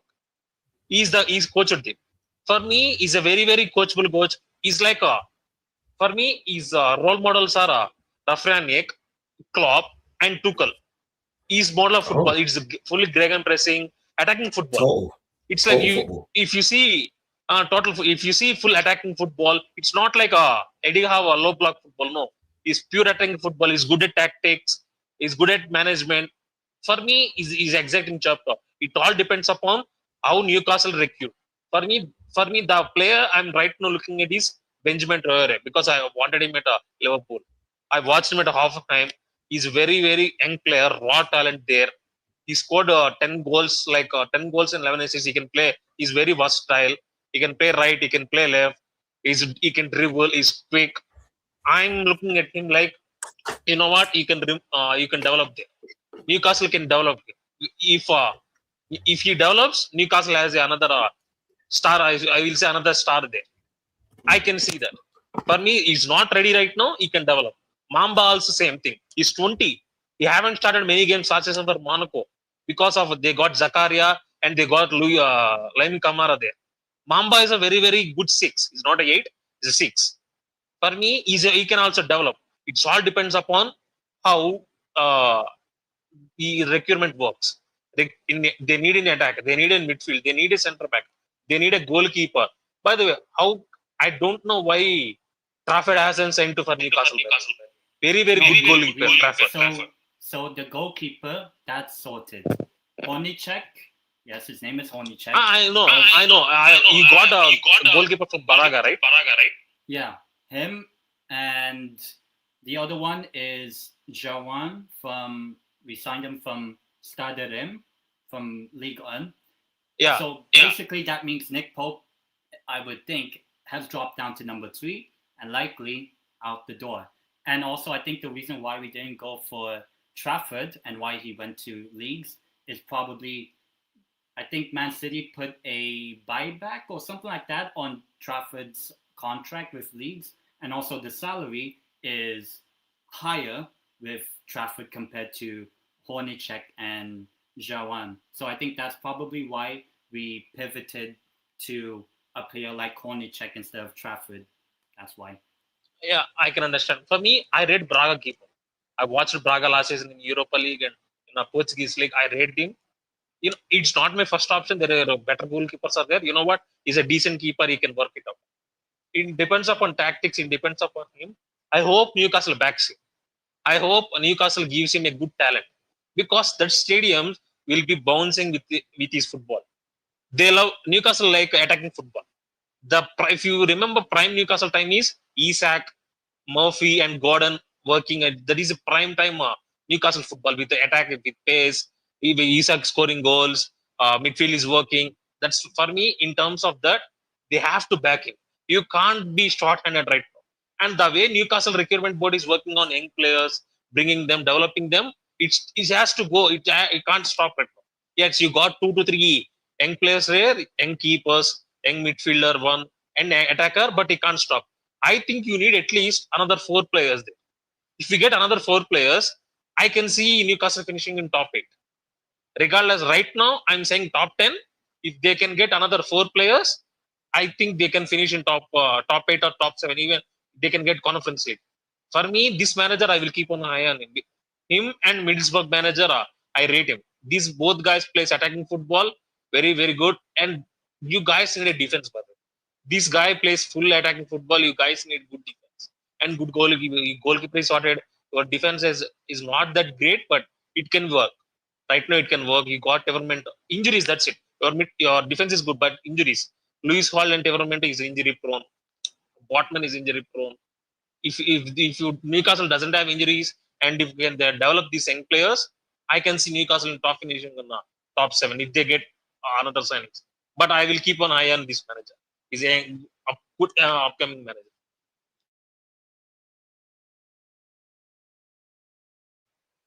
That's it. For that last bit, you broke up, but I think we're getting the kind of gist of what you were saying. Fucking hell, bloody hell! Why is StreamYard moving mad today? Don't see. It's What's not about. It's not a. It's your not a. I went to follow stream also. It is happening there. Yeah, StreamYard is bugging. StreamYard is moving mad. I swear down. But do you know what? Yeah, as we say, the show must go on. I heard about Newcastle, man. To be honest, I've never actually had any kind of beef with the Newcastle lot. It's a great place. They are nice people. And I wish them well in their endeavors because it would be nice to see them at least be consistent now. At least be consistent now. But we move, yeah? But we move. So big up Chelsea. Big up Newcastle. All right. So now, Black, are you there? Oh yeah, see, King arrives a pussy. Oh yeah. What? I want what to do you talk mean, about what? Newcastle. You want to talk about? I was about to move on to this Vinny thing, blood. But you say you want to do Newcastle. Do you know what? I can wait for the misery and pain that you men are gonna chat shit about. You know what I'm saying? Yes. So yeah. Go through, man. The floor's yours, brother.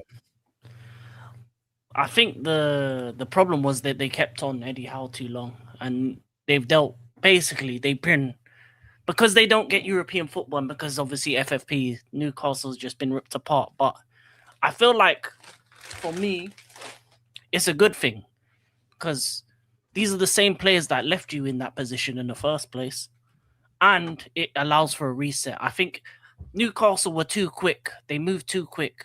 They thought that they could just go from doing, yo Championship, Premier League to straight away being a perennial Champions League team.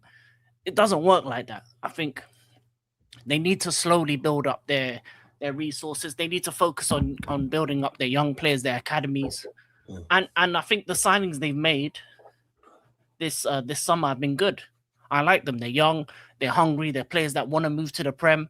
So these are the type of players they need to sign. And I think a lot of the players that they sold, for the most part, are to the end of their life cycle. Tonali's towards the end, Bruno G's towards the end. Gordon's not good enough. Let's be honest here. So you can replace him. So it was the end of this this level of team. They did all they could. They got them a trophy, which is a first one in a long time. Now Yeah. they just need a rebirth, and I think this new manager comes in with probably not known, but everywhere he goes, he wins, and that's a good thing to see. He was good in Saudi, won the Asian Champions League twice, was good in the league before that. I think it was Austria or somewhere like that. So it's not like they're bringing in a bad manager. And for me, Eddie Howe was never going to be the guy to get Newcastle to the highest Over of the line. heights. Mm. And yeah, I feel like they took too long to replace him. That's their problem. If they replaced him last summer, I think if they had a new manager last summer, I think maybe some of these players stay, because then you get your top 6, top 5 football, you get your European football. You don't have to sell everyone. But because they got no European football whatsoever, similar to kind of Chelsea's position, the only difference is we got the historic money, so we can still keep players. But we had to let go of Mark Cucurella. We had to let go of Andre Santos. Enzo Fernandez might go. There are players that might go that we probably would have wanted to keep. But without Europe, less game time, less teams less games for these players to play. They want to move and win things. And if you're not showing that you can win things right now, a lot of these players will move on. All right, King, I didn't want to go back to Chelsea, but you said about because you lot ain't got Europe, you said that about players could have gone that you wanted to keep. Yeah. Okay, so I guess that's why you got rid of Garnacho, because you're not in Europe and like you thought he was a No, bad I man. never. and all I that. never. Just say I that. never mentioned I that. thought you forgot about it because you're getting older and all of that. No, The mention's real. never mentioned that, brother. It was definitely Cucurella and players of that ilk that you could have kept around a little longer. But No, I hear that. and Andre Santos, a young midfielder that wants game time and stuff like that. But that's when you have to make changes and all that. Well, yeah. I hope he does well in life, and I hope he fails at Man United. This is what I'm saying, because it's Man United, in it, and that's one of my enemies and stuff like that. So now, no, I'll just coming to you. Don't worry, Chelsea. I'm just coming to you right now. Yeah. Okay, people. The last 2 weeks have been crazy, and I guess this is the blockbuster signing that all my fellowships, all my fandom, all my people then wanted at the club. Even though I said we're not gonna get him, and I was cursing out the hand of Arsenal. Some people said I went too far on Sarcasm City TV. I said I didn't go far enough. I didn't like him even opening up his mouth, because I think he's a fucking dirty motherfucking piece of shit. That gaslighted you all. I was singing songs like "Are You Tottenham in the Skies," hand of Arsenal, yeah. And look what happened, yeah. You made so many of my friend them, my man them, yeah, and my Arsenal fandom drink that fucking Kool-Aid for no fucking reason, yeah. You single-handedly, yeah, broke the internet. So you know what, yeah, you know what you did, yeah. So we have to do this, or I have to do this to you, yeah. You're a piece of shit, you piece of shit, yeah. Now, seeing as that's out of the way, proper Chelsea, the floor is yours. I think it's an absolute laughing stock that some of these Arsenal fans actually thought they was going to get Vinny. So the fact that everyone else just knew that Arsenal were just going to be used. That's all it was. And I honestly sit in, I thought, do you know what? He's not going. There was a tiny little bit of me thought, oh, do you know what? Could he actually go? But this ain't Disneyland. He ain't going to go to Arsenal. Look, Morgan Rogers even turned you down. So, I mean, look, I like Vinny. I think he's a good player. But look, he should stay where he is. He's going to win bigger trophies over there, isn't he? And look, okay, a lot of the Arsenal fans were saying, okay, he's going to bring in the revenue for the money, for like all the young kids coming in, buying shirts with Vinny Jr. on. Again, that was all fake. It was all fake. So I'm sitting here, I'm happy that it all fell through, and I will sit here with the biggest grin on my face for a long time, Don, and remind all these Arsenal fans that they will not get players like that. So, like I said, Morgan Rogers turning you down because we're the biggest club in London.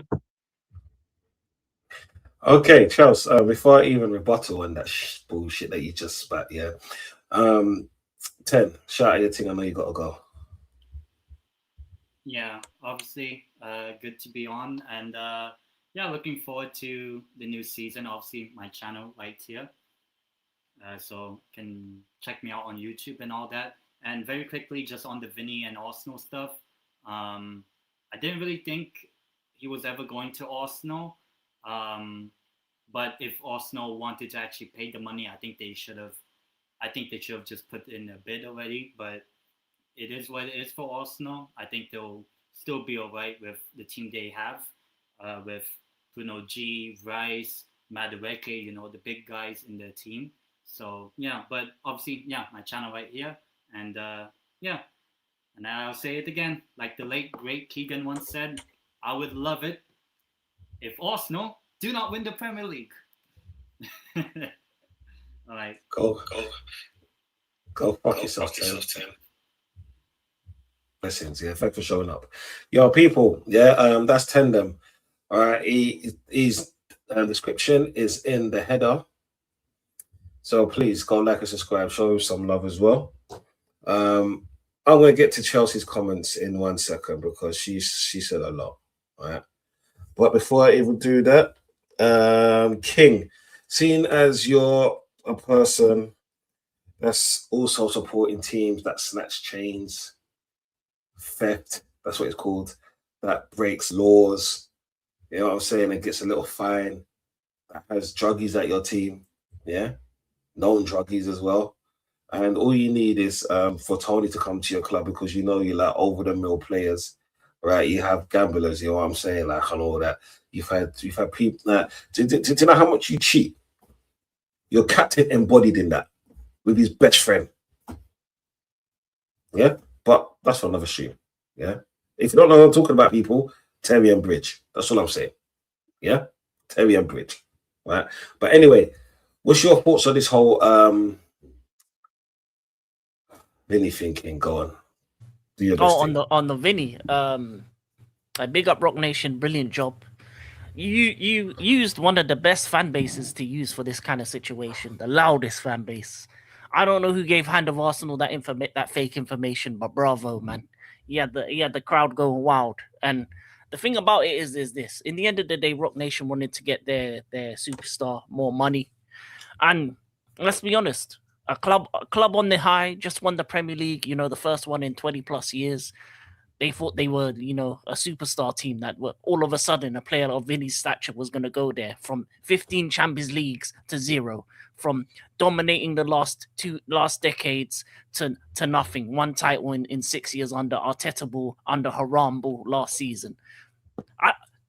Arsenal fans are some of the most deluded on this app and on X. And because of that, they were used. They were used and abused to make videos, to make, oh my God, to, tweets and stuff, so that when Real Madrid came to the table, they were like, oh, there may be another club involved. When in reality, Vinny just wanted to get his money up and he got his money up. Real Madrid players do this a lot. It used to be Man United. That used to be the team that was the go-to name. But Man United have been stinking for about 10, 15 years. So they can't use that name anymore. So they needed a new name. Arsenal just won the Premier League. It makes sense, clamoring for a left winger, bought solid player and have Martin Smelly as your starting left wing. So of course you wanted Vinny. But reality hits. And the reality is Arsenal are never going to be that club. How are you going to be penny pinching for Bruno G, only sign him now? Penny pinching for Rodgers, your number one target, and say your second choice is Vinny. How does that make sense in any sense of the word, that you can't even spend the money for Morgan Rodgers, but Vinny's going to come to your club? You're taking 100 years to bring in Bruno G, and you're going to get Vinny. The other signings is a third keeper named Meslier, who's rubbish, and that's all the business you've done after winning a Premier League. You haven't been moving like a big club. You've never been seen as a big club. There's not been one point where Arsenal have been a dominant club in any era of football, right? You've had your wins here and there. There's only 3 clubs in England that have been dominant: Liverpool in the 80s, United in the 90s, early 2000s, and City in the last decade. The only 2 clubs that Vinny would move to that would make sense are Man City and PSG. They have the money, they have the clout, they have the power, they have the sway and they have the ability to say you can win over here. PSG back-to-back Champions Leagues, Man City, you know what they've been on.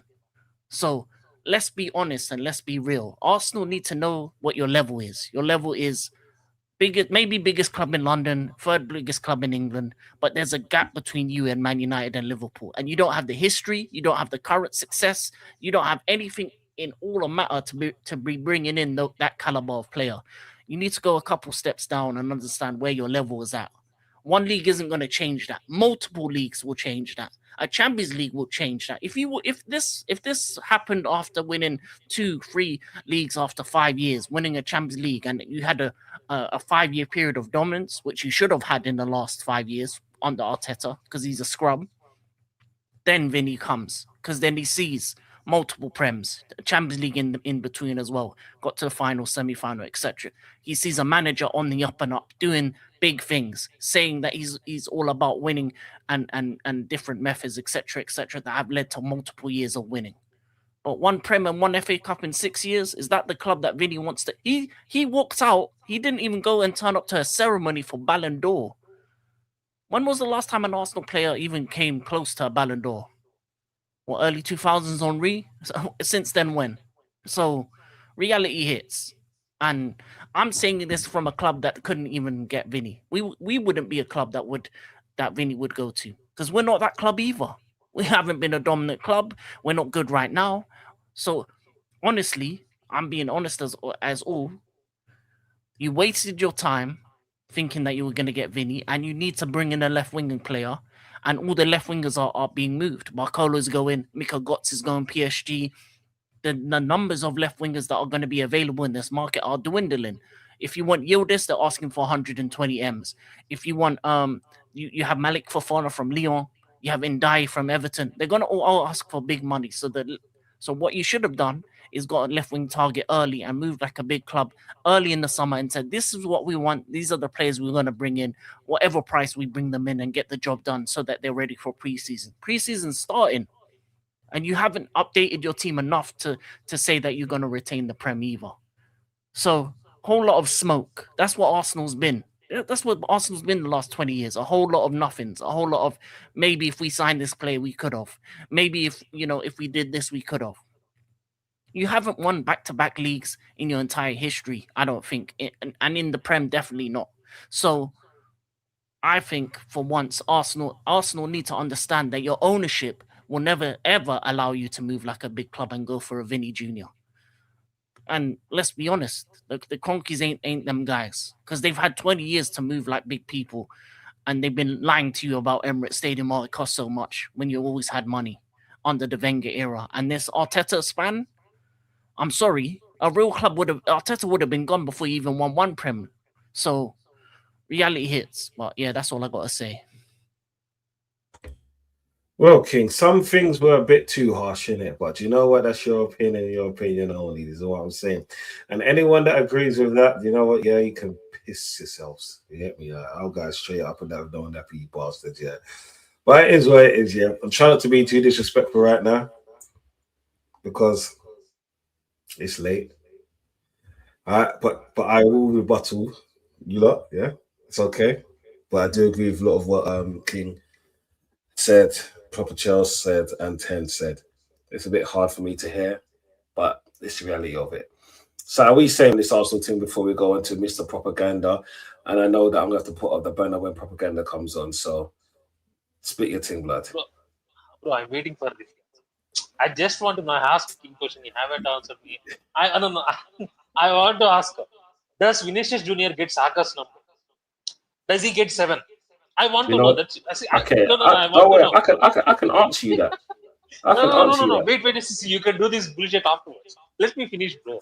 Why are you so hurry? Chill down, bro. Chill down. There is so much time. Chill down. Do you know what? I'm going to go myself and choose. Give me 2 seconds, yeah? Carry on. I'm listening.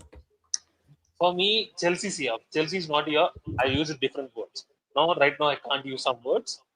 But bro, these Arsenal fans are so funny. I asked the Arsenal fans, he's hand of Arsenal ITK. They said no. He's a hand of Arsenal journalist. They said no. Then what is he? Then? I want to know, because of his one report, this Arsenal fan jumped, hyped, and they danced. Everybody is celebrating. Everybody is booking tickets for first match. We are getting Vinny. We are getting this. Bro, explore hype. Just explore hype. Before I have to do this.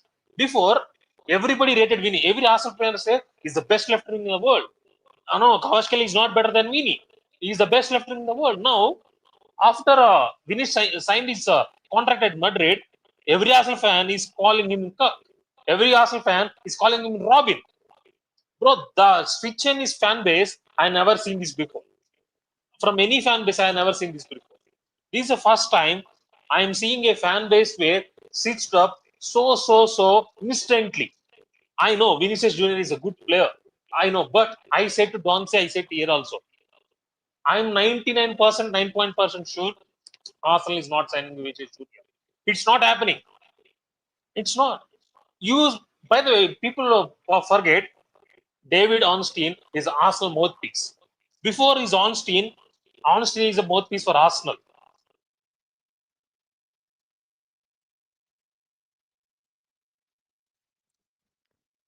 Oh, looks like Sai cut out people.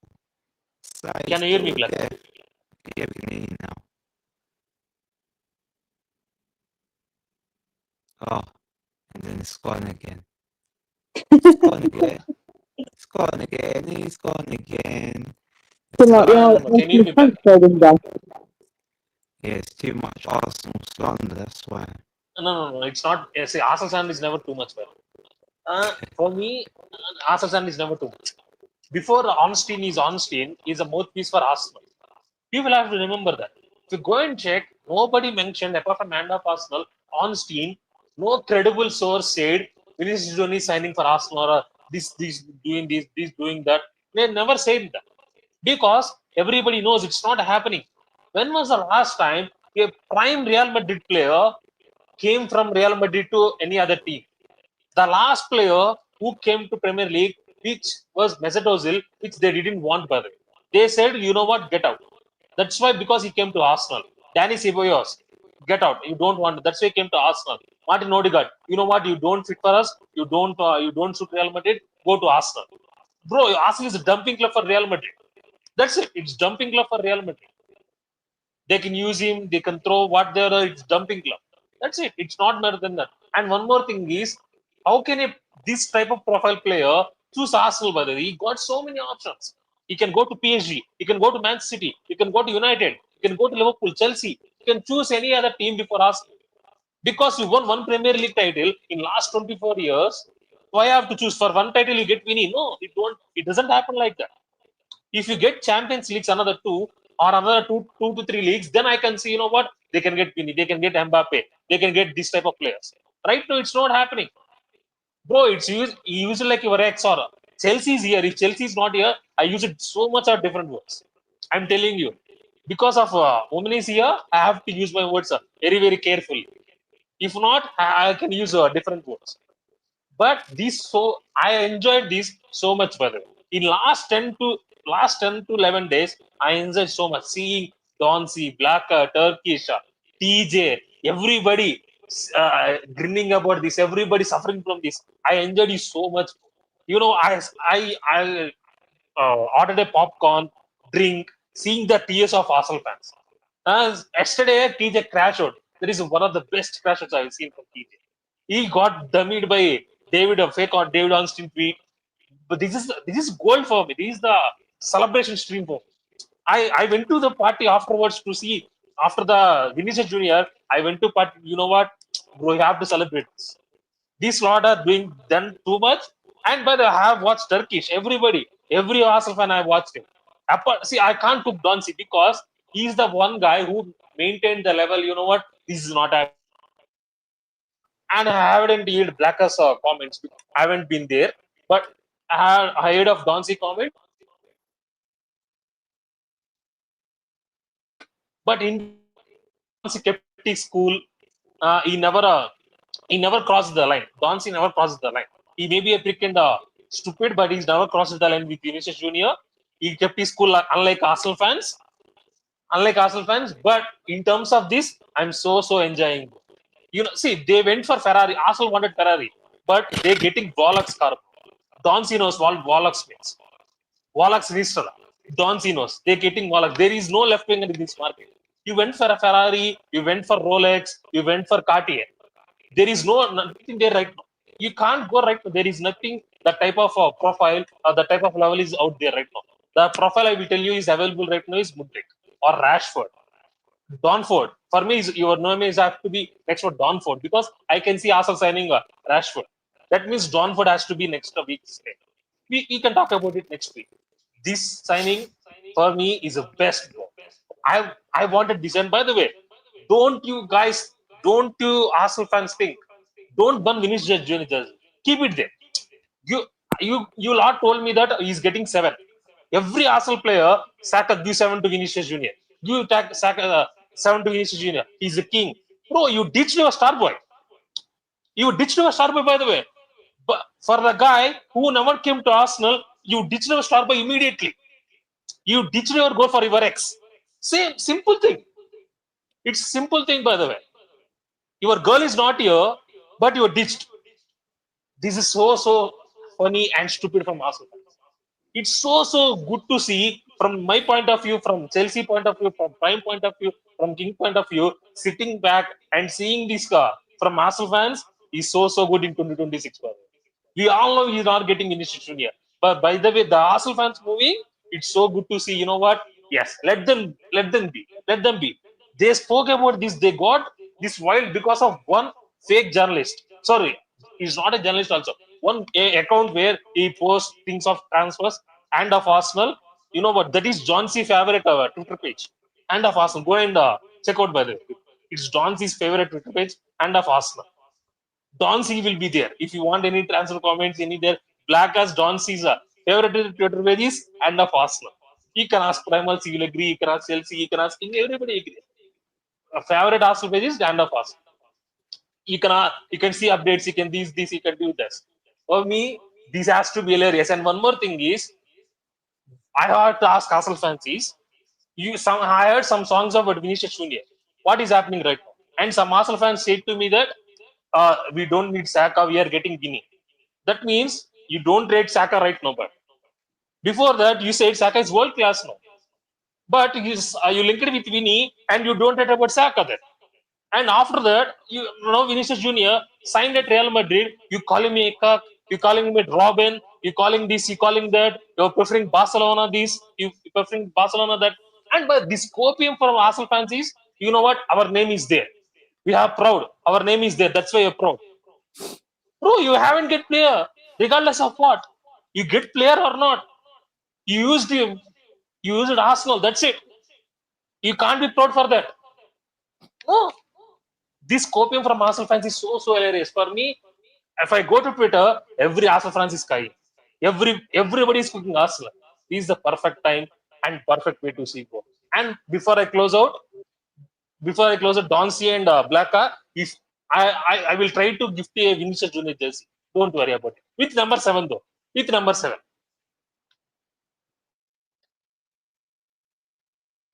Don C, I can't hear you. Yeah, I hope you can hear me now. Yeah, sorry about that, people. I'm muting myself. You know what, right? Fuck Psycho, fuck yourself.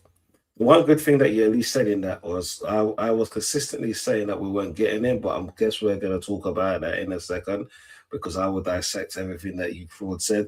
Before Blacker goes, Chelsea, I know you have to go. Shout out your thing before you bounce. I will.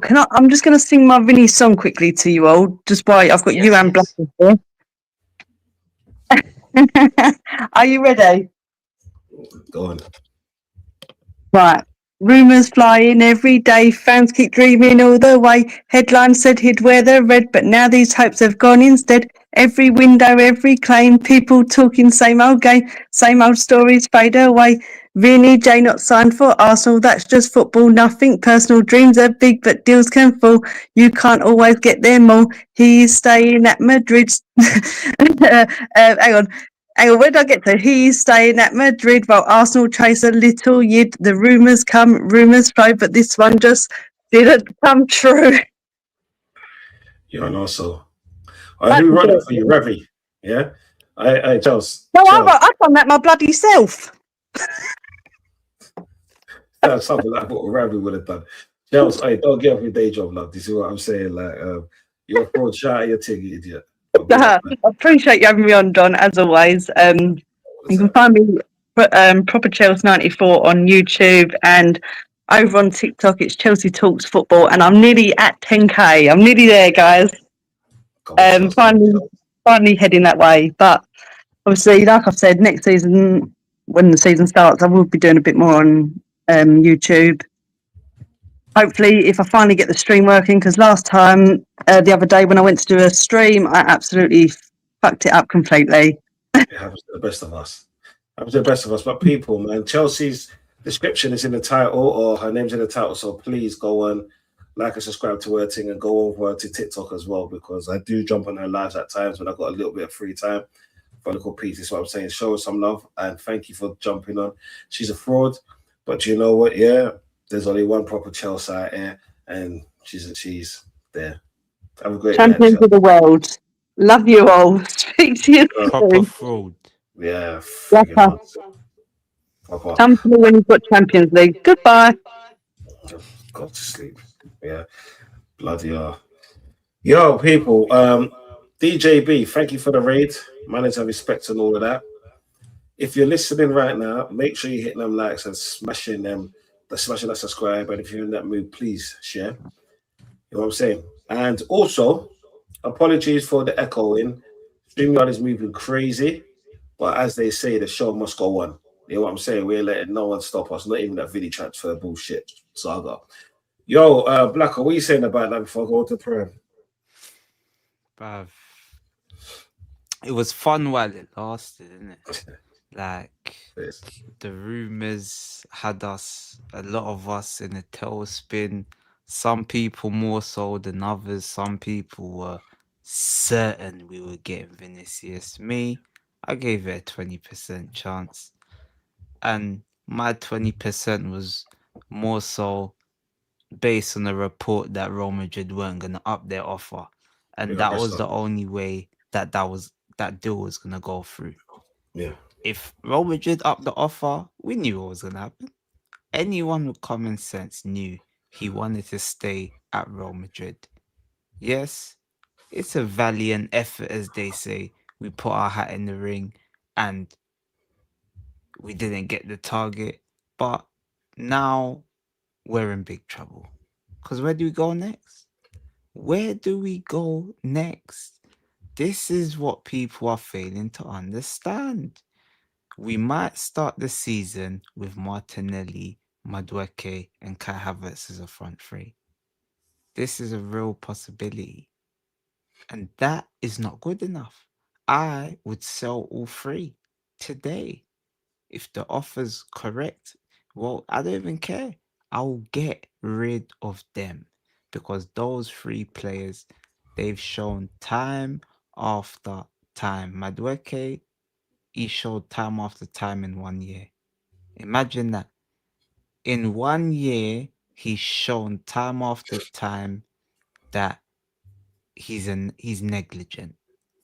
At the bare minimum, he's a negligent footballer. We even saw it for England.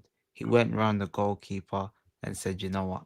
I'm not going to score this open goal. No problem. Let me kick it wide. So this is the type of player that we have at Arsenal. He's a likable character, but he's no Vinicius Jr.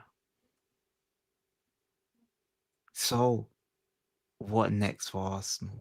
Liverpool look like they're going to get Barcola. Even if we got Barcola, would that satisfy our itch? No. They've set the goal so high. They've tricked us, our owners, everyone's tricked us. They've told us we're getting Vinny. Now what next?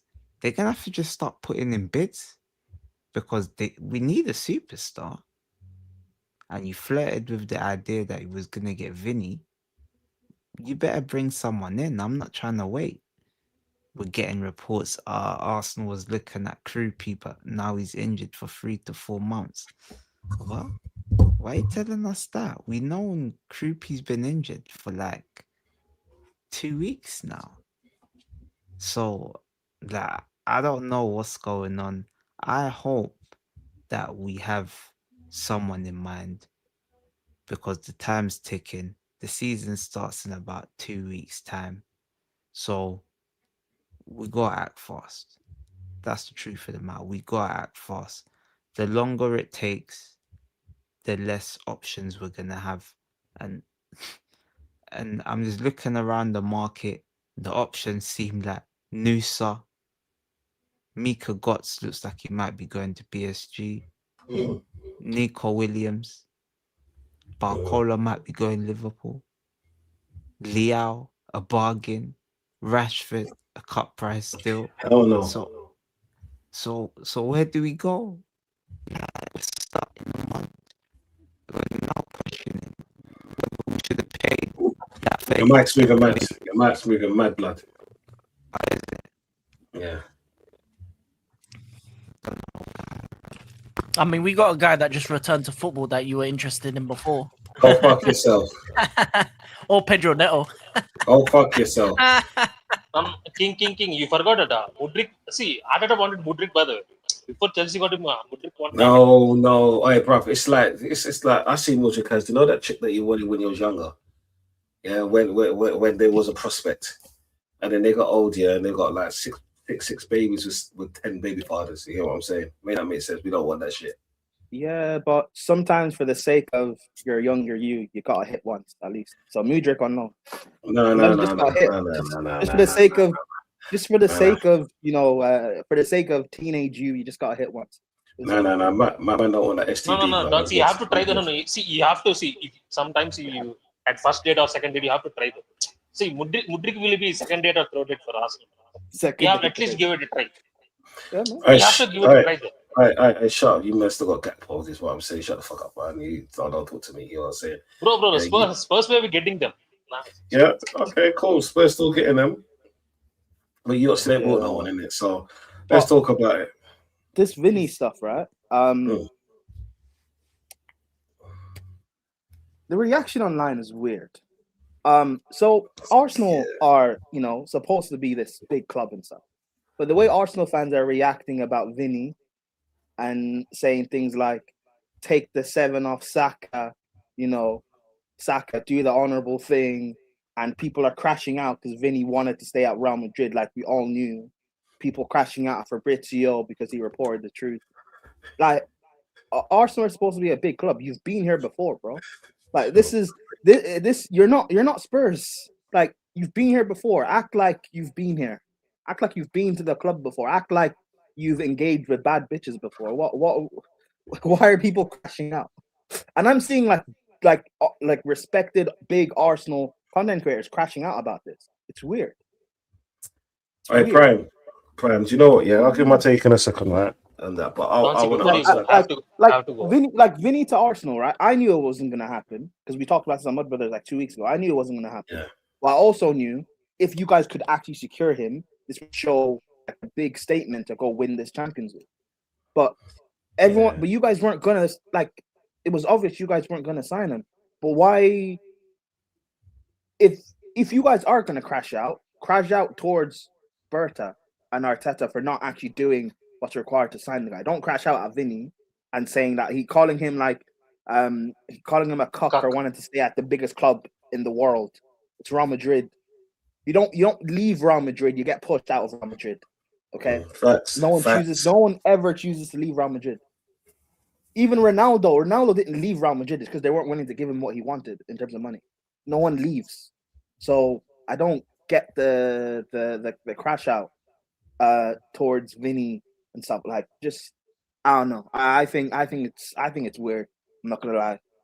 But regardless of all of this, you guys will still retain the title, so you'll still celebrate at the end of the season. But before Prime Donzi, I have to go. Big up Donzi, big up Black up, big up King, big up Prime. Yeah, big up. Chat, run up the likes, the subscribe button, subscribe to all the channels. Thank you, Donzi, for the link. Before I go, up the Spurs, big up European champions and Donzi. What is the number for Vinicius Junior shirt? Fuck off. I do want to ask about you though, right? Because I've been getting messages from a Spurs fan about you what you said, something about you and Vinny, and you were gassed about it or something. So Me? I don't know. I'm just saying I got messages from someone. So I don't know. Okay, yeah. I just want KD, to know your KD. thoughts on the whole thing. Yeah, I just want to know your thoughts on the whole thing. Oh, my thoughts on the whole thing was if Yeah. KD, and I know KD's always listening in it, yeah. My thoughts on it, my initial thoughts was that we weren't getting him. And I said that and I stated that time and time again. I will never change my mind on that because I said that because when the news came out, I think it was a Wednesday. And I think I was on Sarcasm City TV with obviously Flawless and TJ. And I said, hand off Arsenal can stick his hand up his blood clot for bringing out such bullshit news. That's exactly what I said, right? And then I said that I didn't believe that because Jackson was on the plane and he's still flying in the air. When Lamar was on top of the world for that 6 months, we put in a bid for him. We should have just put an 85 mil bid and then we didn't, and we could have got him. I said, look at Luis Suarez. What is that? 50 mil and £1. Right? So because I've been here before, I couldn't take anything that he said serious. I consistently say I do not give a fuck about transfer windows. This is why you rarely hear me talk about that, whether it's in the group or even on the channel. You know what I'm saying? It's not that I don't know these players. I know these players, but because I've been here before, and I've been hurt before when Arsenal was supposed to get ballers, and we didn't. So that Arsenal fan that said I was backing him on the last show that I did, it was me, Floss, and Brandon, obviously on Southampton City. Last what was it, this week or something like that? I said that it'll be nice for him to come because he's a fucking he's a brand, and it'd be nice for a brand to come to Arsenal, not even a footballer, because as a footballer he could have flopped, he could have done his best worst moments, right? But as a brand, and what he will bring with him to Arsenal as a brand, because we all know that people that support football nowadays, they're like they have the model of NBA. They don't follow teams; they follow players around the world. You know what I'm saying? So as a brand, and what he will bring would have been excellent for Arsenal right about now, and what we won and the kind of heights that we're looking for in the future. But I was never getting gassed off this player. It was a maybe he can come. There's a chance he can come. Just like there's a chance that we can win the league, and we did it. But it was never a gassing thing. It was never, oh yeah, he's gonna change Arsenal's fortunes. Like, let's give him another 7th shirt. Like, who the fuck does he think I am? Do you know what I'm saying? I ain't got time for people that fucking support a team who finish consistently 17th, yeah, to talk shit. That's what they do. That's all. This is why I don't like Tottenham fans. They talk shit. You get me? They're nothing. You get me? Do you know what I respect? I respect Sunday league footballers more than I respect their man there. You get me? They're bottom of the barrel. Do you know, it's the only good thing that comes out of there is the laughs that they give us every fucking season. Even when they win something, they're still irrelevant. They're in the, like, do you know what, yeah?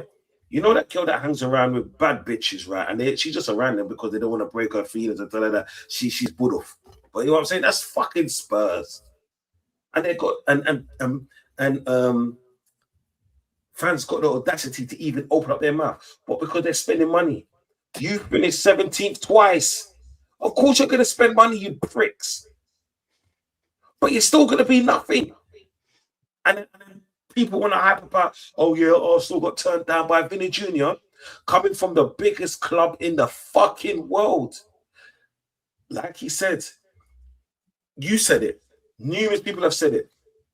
If a player leaves Real Madrid, it's not because they don't want to be there. It's because Real Madrid doesn't want them there.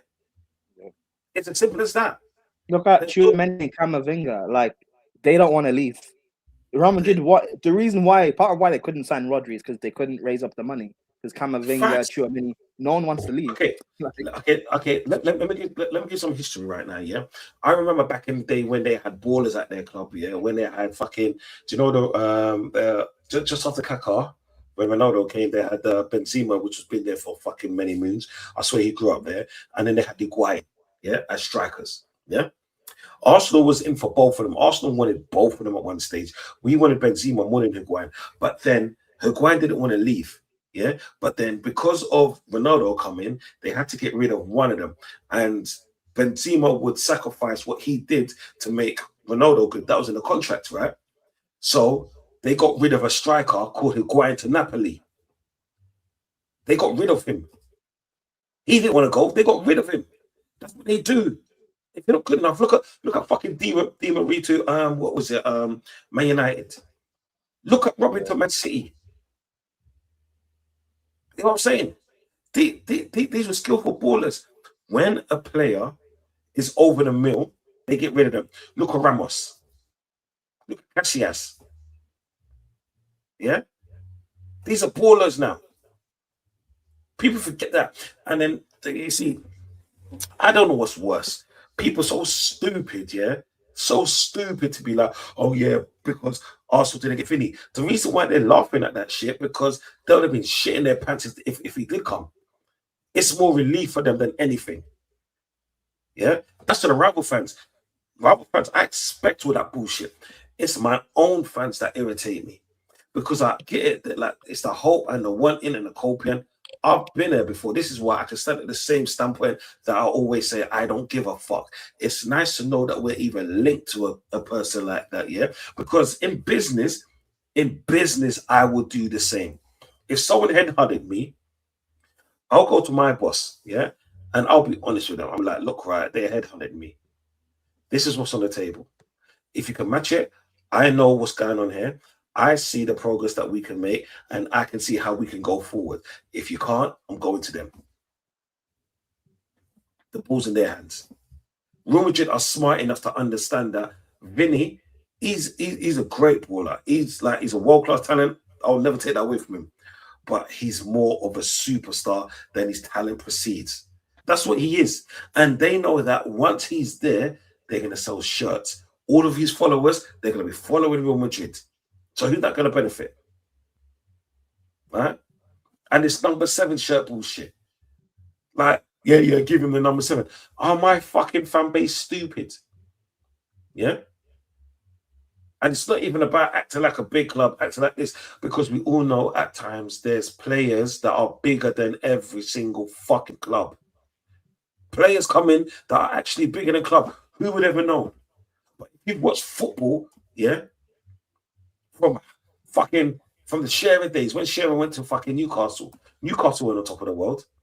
When Cantona went to Man United weren't on top of the world. These were ballers that were bigger than the club, and look what happened with them. You know what I'm saying? Bergkamp came to Arsenal. Bergkamp was actually bigger than the club for the name that he was. You know what I'm saying? Ronaldo, yeah? Messi, excuse me. All of that shit. People forget sometimes the superstar coming to your club, yeah, does more than on-field antics. And that's what I wanted at my club. I'm not gonna lie to you. You know what I'm saying? Because it will put us in a different demographic, and it will show that, you know what, yeah, finally we are spending money in the right places. Like fuck. You think I give a flying fucking door that offered it 50 grand a week, 500 grand a week? We've never done it, or never even come close to the numbers, but you got to start sometime. If you want to be serious, if you want to build, yeah, you got to throw the thing at him if it was available. Did he use, like I said, did he use us as a stepping stone? Yes, he did. But what player wouldn't? What player of fucking any oomph wouldn't? You know what I'm saying? And then we got little fans saying, oh yeah, but look at Arsenal, look at this, look at man them crashing out. Yeah, cool. We know Arsenal fans, they're loud, they're fucking idiots. So I get it, innit? Yeah, I get it. So, people writing letters, all of that, we all know that's for content. We all know that there's pricks out there that fucking, oh yeah, you know, I'm gonna love you for life and all of this. Like to say this is a fucking R&B song. You know what I'm saying? Are you fucking stupid? Yeah. Yeah, but the thing is, I'm seeing respectable Arsenal fans crash out Bro, like this. That's why I think it's. Do you not see the Troops video? What he said about Vinny? Like, I'm seeing real respectable people crash out. That's why I'm like, you guys are old enough to like know what Arsenal actually is. You're like, regardless of what I personally think is banter, right? You guys are a big club, so act like it. Don't treat this like it's your first bad beat. Like, do you know what? It's not. It's the thing is with this one here. It's not a club that's acting up. It was the fans. Yeah, I know, but that's what I mean. The fans don't. Why are you guys acting up? And I expect this from the new age Arsenal fans. That's fine, but from people like Troops who are old enough, like, do you know? Do you know? You guys who are like older Arsenal fans, you guys shouldn't be crashing out like this. I'm not going to badmouth certain people because there's certain people that I respect, but we all know it's for views and stuff like that. Because the younger fans that's actually listening, they're the ones that's like, oh yeah, see, we're doing the same things, we're doing all of that. I'm not about that. I'm like this ain't my 9 to 5. You know what I'm saying? This ain't my 9 to 5. That's the difference in it. Because you see the thing is when someone propels, and we've seen it with 1 or 2 Arsenal content creators where it's like they have the standpoint of me at the beginning of their shit, and then they kind of transcend. Why do they transcend? Because now they're getting the numbers in, yeah. They saw what's working. It's like they got to simp and do all of this just to keep up what they're doing because they want that deal. Now, I don't give a shit. Yeah, I'm gonna tell you how it is. I've seen this shit before. Bro. Do you know how many times I've bought a drink at this dance? Do you know how many times? Ibrahimovic, Ronaldo, Messi. Yeah? Bringing back Anelka when he went to Real Madrid. I've been here for fucking years, blood. So this Vinny thing, I'm never gonna turn around and say to this Vinny thing, oh yeah, but you know what, right? I'm so happy that he might come to the club. Let's just throw everything at him. I'll never do that. This is why I have a standpoint of saying I do not get emotionally attached to any baller like that. I'm a massive. My last baller was, who was it? It was Cazorla. Yeah, and I say the same thing. I don't care about transfer windows, and if a player's not good enough, they can fuck out my club.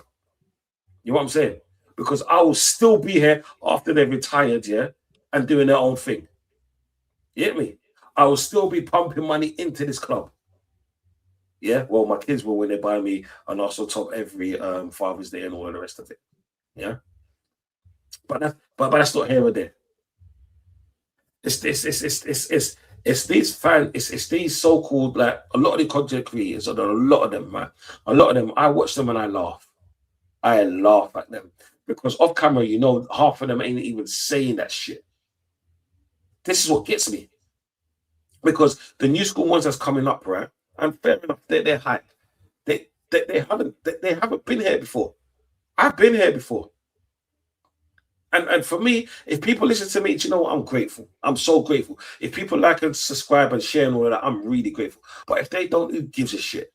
You know what I'm saying? Because you know what? One thing that I'm not going to do is conform to one blood clot, pussy, or any one blood. You know what I'm saying? I'm going to say what the fuck I like, whether people like it or not.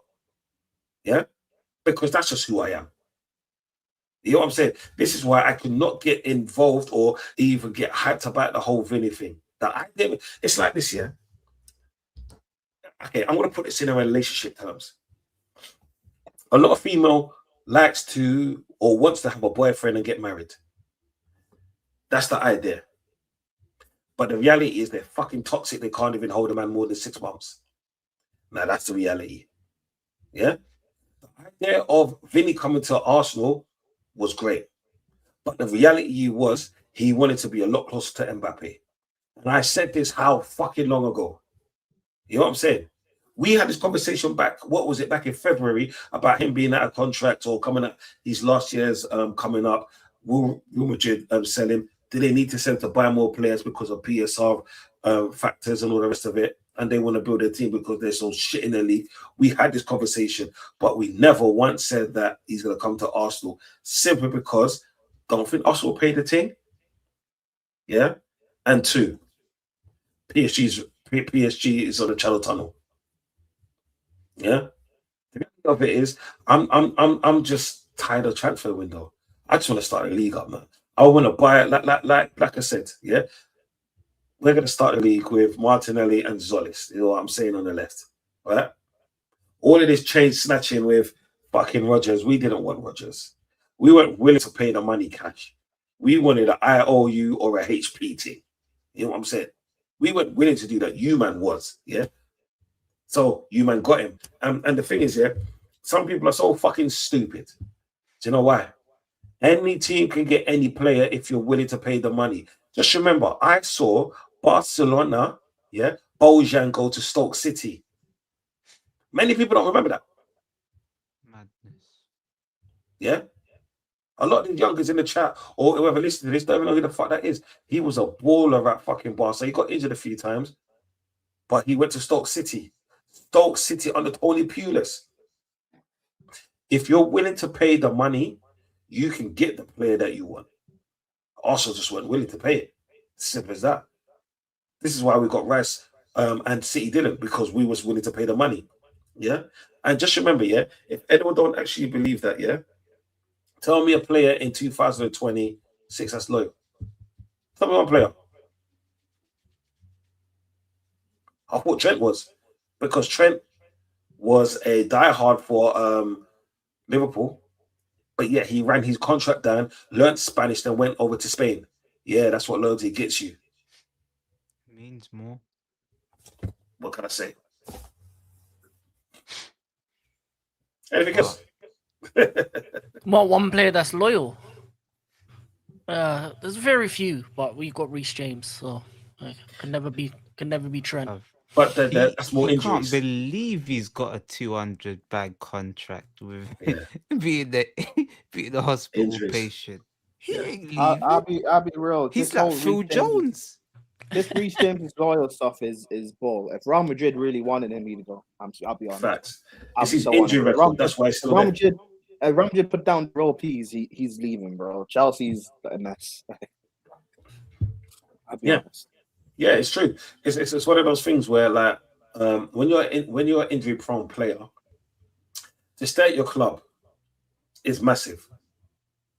No other club is willing to pay that fee for him or pay what he wants when he lives in a hospital. You don't think he's got a mansion? These mansions got doctors and nurses on hand. They live in the next house. You know what I'm saying? They come up with a little scooter, an electric scooter, yeah, and check to make sure he's okay. This is why, like people don't understand. Yeah, and Lewis, I hear your point. Do you know what? Yeah, Musiala, but they're very far and few between. Like he says, question for Arsenal fan: do you regret not getting overpaying for Rodgers now? Do you know what? I don't care. Honestly, I don't think we would have. I don't think Arteta could have done the justice of what he could be. Chelsea will, because of the style of football Arsenal play. To be honest, with a manager like Alonso and what I'm hearing he's going to play, he suits them more. And sometimes you just got to put your hands up and say, do you know what? Yeah, this player suits the club more. So do you know what? Right, good on to him. But it's funny how people are more focused on the fact that we got our change rob. We that man are promoting theft out here than the actual skill set of the baller. It's funny. That's how great he is. He's so great that they can't even tell me what he does. It's just that we stole from Arsenal. That's your highlight. Pick up you, innit? Pick up you. But we move. Yeah, man. We took Arsenal's chain and now people back Luka. It's crazy. Because remember I said to the group, where's all the blue coals outers? Where are they? I said to Fats, remember? Oh no, we're just doing great business. But that man there, a couple months ago, there was with the Strasbourg lot down at the fucking thing of blue cone out, and now what is it? Radio silence. Where's everyone? Because what? You took a player of Arsenal. Did you really take him, or did you just outpay us by like 40 mil? Which one is it? Because what do you mean? We took your chain, man. No. You took our chain. Yeah, We was offering like fucking 60, 65. You lot said I'm offering 115 or 116.5. Yeah, but you're what I'm not saying? broke. That's the thing. Arsenal No. football. Why are Arsenal But football then- acting like they're No, broke? but the thing is, how the fuck can you say you took our chain, yeah? When you just fucking put the money down and said, we will take this cash money. Cash money. That's what you lot did. We didn't go to no bidding war. We said we're going to lowball you because this is what we think he's worth. We think he's worth. You lot just paid over the odds in cash. No HP, no IOU, no I'm going to wash your car for 10 years. None of that bullshit. Yeah? You said cash money. You know what I'm saying? So you didn't fucking steal no player from us. Get me? If you want to say you stole a player from us, you stole Mudryk, and how did that turn out? It's not the same thing, man. This is a prem-proven player, bro. Morgan Yeah, Rogers. So is Isak. How did that happen? So was Torres. So was Torres. How did that feel? Listen. Next season's gonna be a fun season. We'll see who's smiling at the end of the year. But when you're heartbroken and you got no players and you've not upgraded your team, it's Big gonna up be a Lewis. long year for you, man. No, do you know what? It's not even upgrading. You got to remember, yeah. Everyone else right now has to play catch up. We're the only team, surprisingly, that doesn't have to play catch up, because even That's though not really. It's not really catch up. I'll be honest with you. No, you don't have to play catch up. Everyone has to play catch up because you lot were horrible last season. You lot finished 10th. Yeah. So you lot definitely have to play catch up. Tottenham 17th twice in a row. They were fighting like that. Like Tottenham has fought more in relegation than they have within the titles, the title run. You know what I'm saying? So let's put it like that. Man City, new manager, they lost in the last few years, right? They've lost so many captains, and it started off with Walker, De Bruyne, Rodri, Bernardo Silva. Yeah, they've lost a lot. They're in a total rebuild. Even Stones has gone. They're in a total rebuild. What are you telling me they're going to start with fucking Doku on the left? Yeah, bigging them up. Liverpool got worse after worse. Make that make sense. And Isak, Isak, Gakpo, that player that they was fucking creaming over. Yeah, what's that? What's that dude that they said? Oh, is he a winger? Is he a wing back? Is he a right back? Who's he? Frimpong? Yeah, Frimpong. That's it.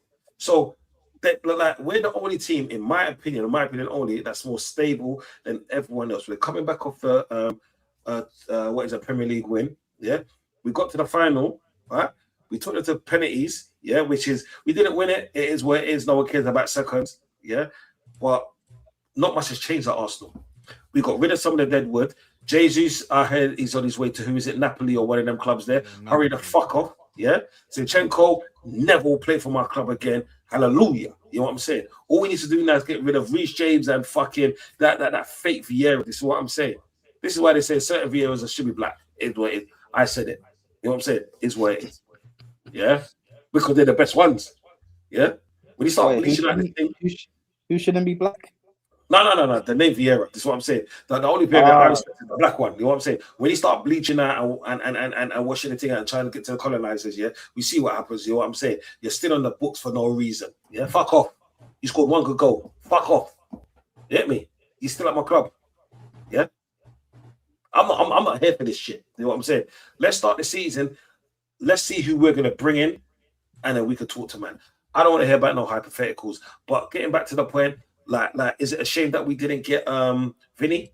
Yeah, it's a massive shame. I would have loved to play like that. I'm not gonna front to you, but I knew we were gonna get him because I've been here before. Yeah, it's like me going to sleep and waking up. I do it every night. So it doesn't surprise me when I go to sleep and wake up. Yeah, is what it is.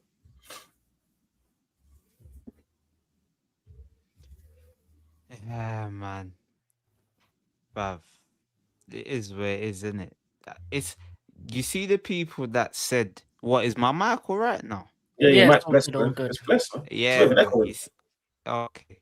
You see the people that were talking about taking the number 7 off Saka, bruv.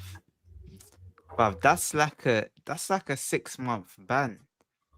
Podcast mics need to be taken because So wait, so you don't agree with a two-time Champions League winner? He should get his favorite shirt number. You don't agree with that? bro, the guy didn't even sign yet. He ain't even agreed the contract.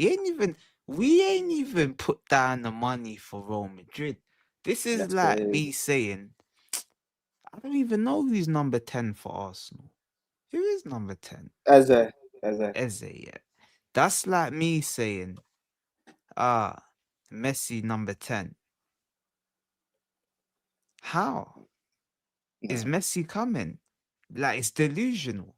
You can't just No. assume someone's gonna have a number before they've even signed. Not gonna lie, I'm taking the 10 off Palmer and giving it to Vinny. I don't care. I'm doing. But if you're being serious, the odds of the transfer was slim. I would Yeah. only be looking to put a number on someone's back or even think about having that conversation once a deal's been agreed. Once Did Arsenal even agree personal terms with Vinny? No, he looked at the personal terms and said, here, Real Madrid, this is what Arsenal's offering. If you So all can't give this- something similar, I'm thinking about leaving. They said, we'll give you something close. So all this palaver for not even personal terms. Yeah, listen, Arsenal fans, you've had bad pitches before, man. Act like you've been here. Yeah. Act like you've been here. This, you know what it was? Listen, I expect this from Spurs. I expect this from Spurs fans, and not from you. You Not know from a what big these club. Arsenal fans done? Like, a woman was walking the street, she just waved, and the guy flashed it. Pop the banner, pop the banner, pop the banner, pop the banner, pop the banner. Like, for That's no crazy. reason. Like, you just gone like that, start flashing. Why? It's crazy. You don't even, like, because she you said don't because even she know said hi Vinny to you. like that. Because she said Oh, hi shit. to you. You're now you're stalking her now. That's Alright, what it mate. is. She said hi to you. You're stalking. Say about this, yeah. See, as you said that, I went to Reggae Land. What was it? Weekend just gone, Saturday one, down in Milton Keynes, and we was chilling as a group, we the family, the wife, and all of that.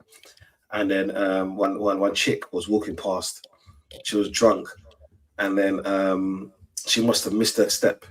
So it was right in front of me. So as a gentleman I am, I tried to make sure she was okay and catch her in it.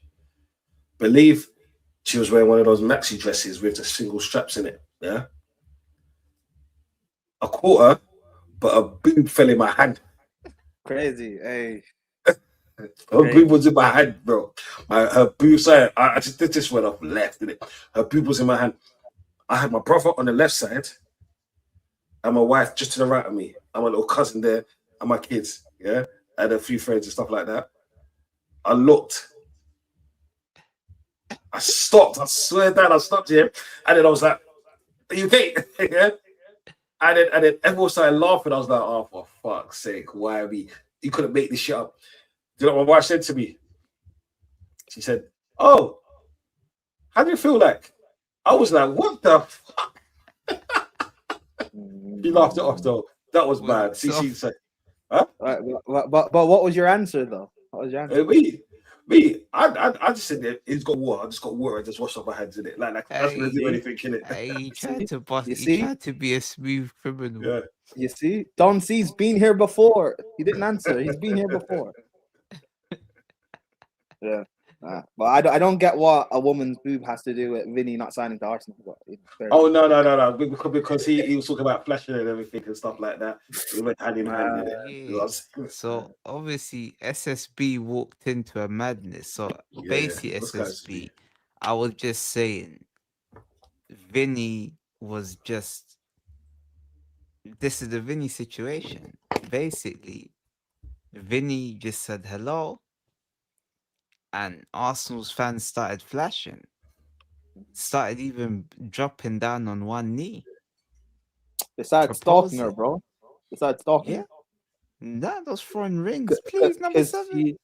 Bro, because she waved to you on the underground. Now you know where she lives. It's mad. These broad views are not the views of Donversation TV or Donna Rib Jr. Yeah, People, it's that name change. She waved to you on the underground, and now on the Victoria line, all of a sudden you know where she lives, bro. This you is know where what she I'm lives. saying.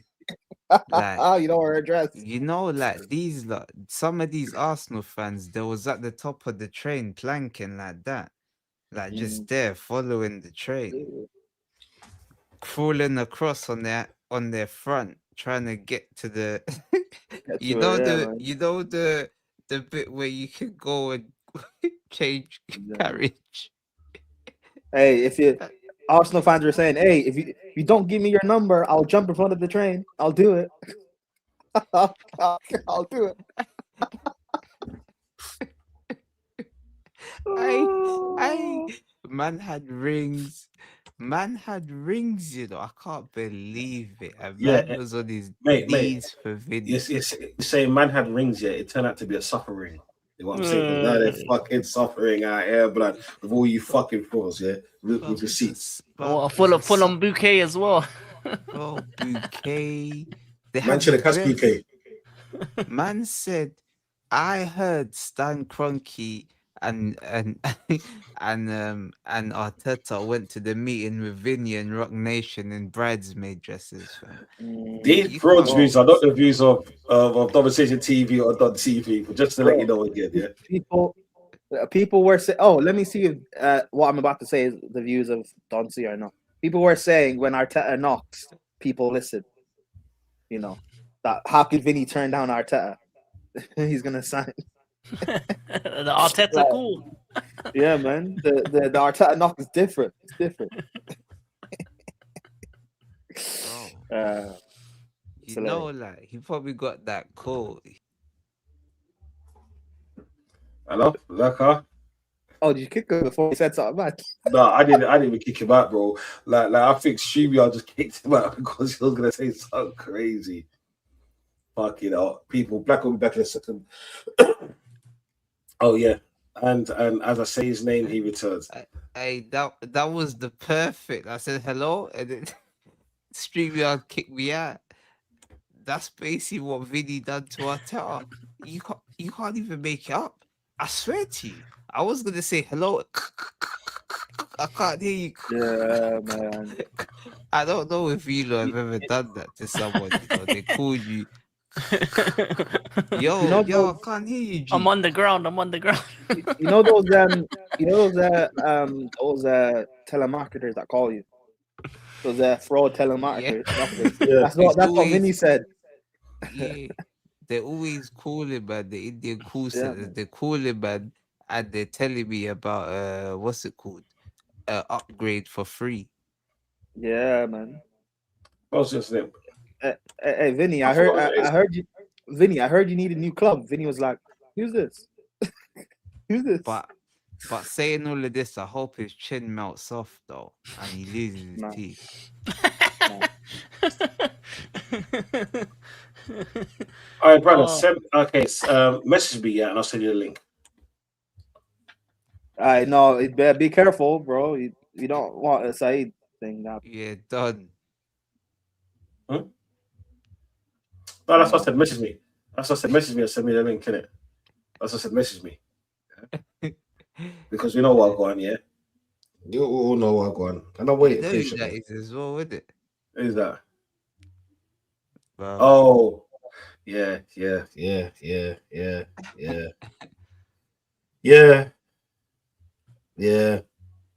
Mental. Oh, it is what it is. It is what it is. Yeah. I bet he was going mad. I bet he was stripping, dancing, and doing madness for Vinny. Little stripper. But yeah. What, he was stripping for Vinny? the less about it, the better. Because he probably was. Oh, you guys are crazy. These views are not the views of Donversation TV or today on the next 6.5 days, Donorim Jr. If you don't know why they call me Donorim Jr., it's because I have to change my name until the Premier League starts, and I can't wait to just go back to regular old Don C. Yeah.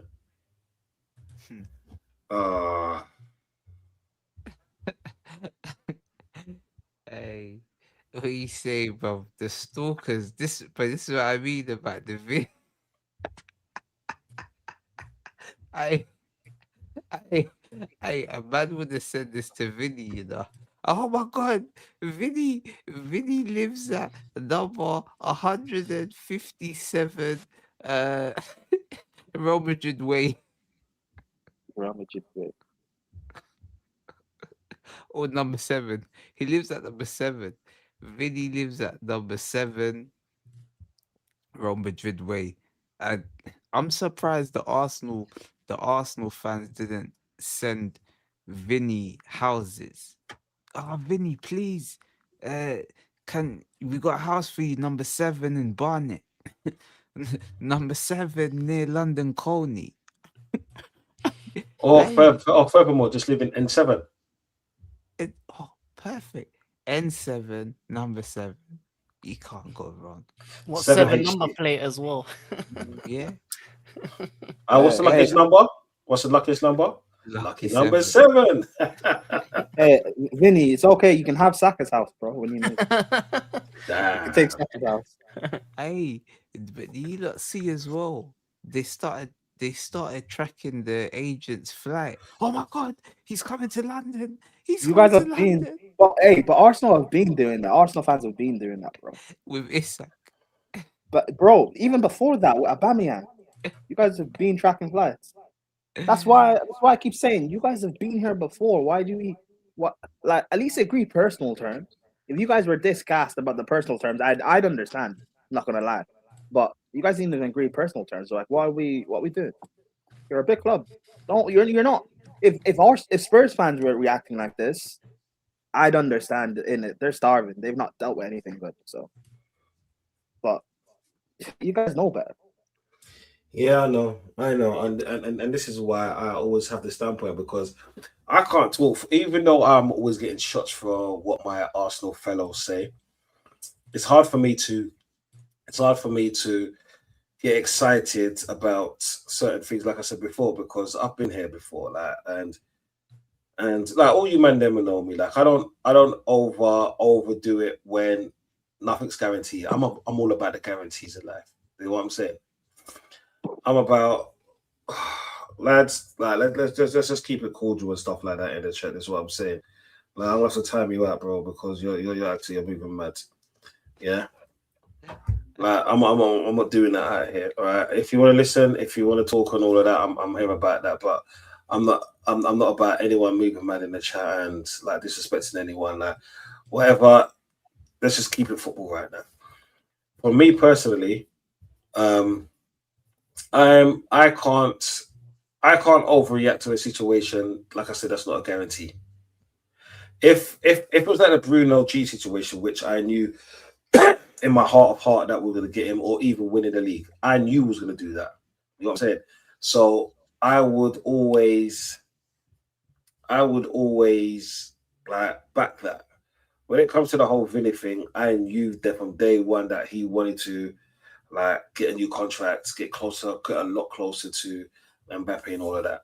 So that was always going to be my standpoint, right? And like Fab said, as an Arsenal fan, we've been here numerous times.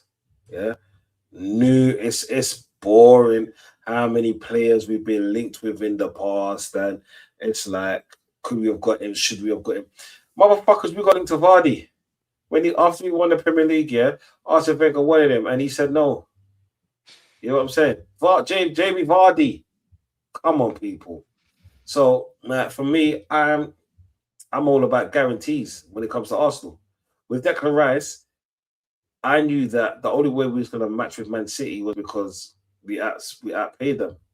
Other than that, just like he said, he really wanted to come to Arsenal. Okay, let me put to you people like this.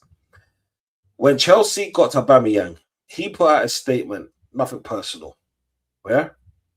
It's just business. Yeah? They have to say it after they go to a new club because they got contracts. They have to at least behave like they want to be there because they love football and they're getting paid by the club. You know what I'm saying? And by saying something like that, that's not actually mad. That's just respecting your club. Look what Fabregas did. This is what I'm saying. Look what Ashley Cole did. It's about the money. What did Jesse J say? It's all about the money, money, money. We need your money, money, money, because that one makes the world go round. Is what I'm saying. And that's the reality of it. Yeah, About the I'm all price, about. all I'm all the about. price Yeah, tag. bro. You know what I'm saying? Now I'm all about that. Like, if you want to check it, right? These players are trying to get generational wealth. How they do it is by signing that deal. Look at Oscar. Oscar went to China when China was shit. Why? Because they offered him, what was it, 400 grand? The first player to ever get that. The first ever player. Oscar at Chelsea, what that was winning things. They were the best team in England at that point in time. But yet, Oscar went to China. May that make sense? You hit me? Football ain't about loyalty no more.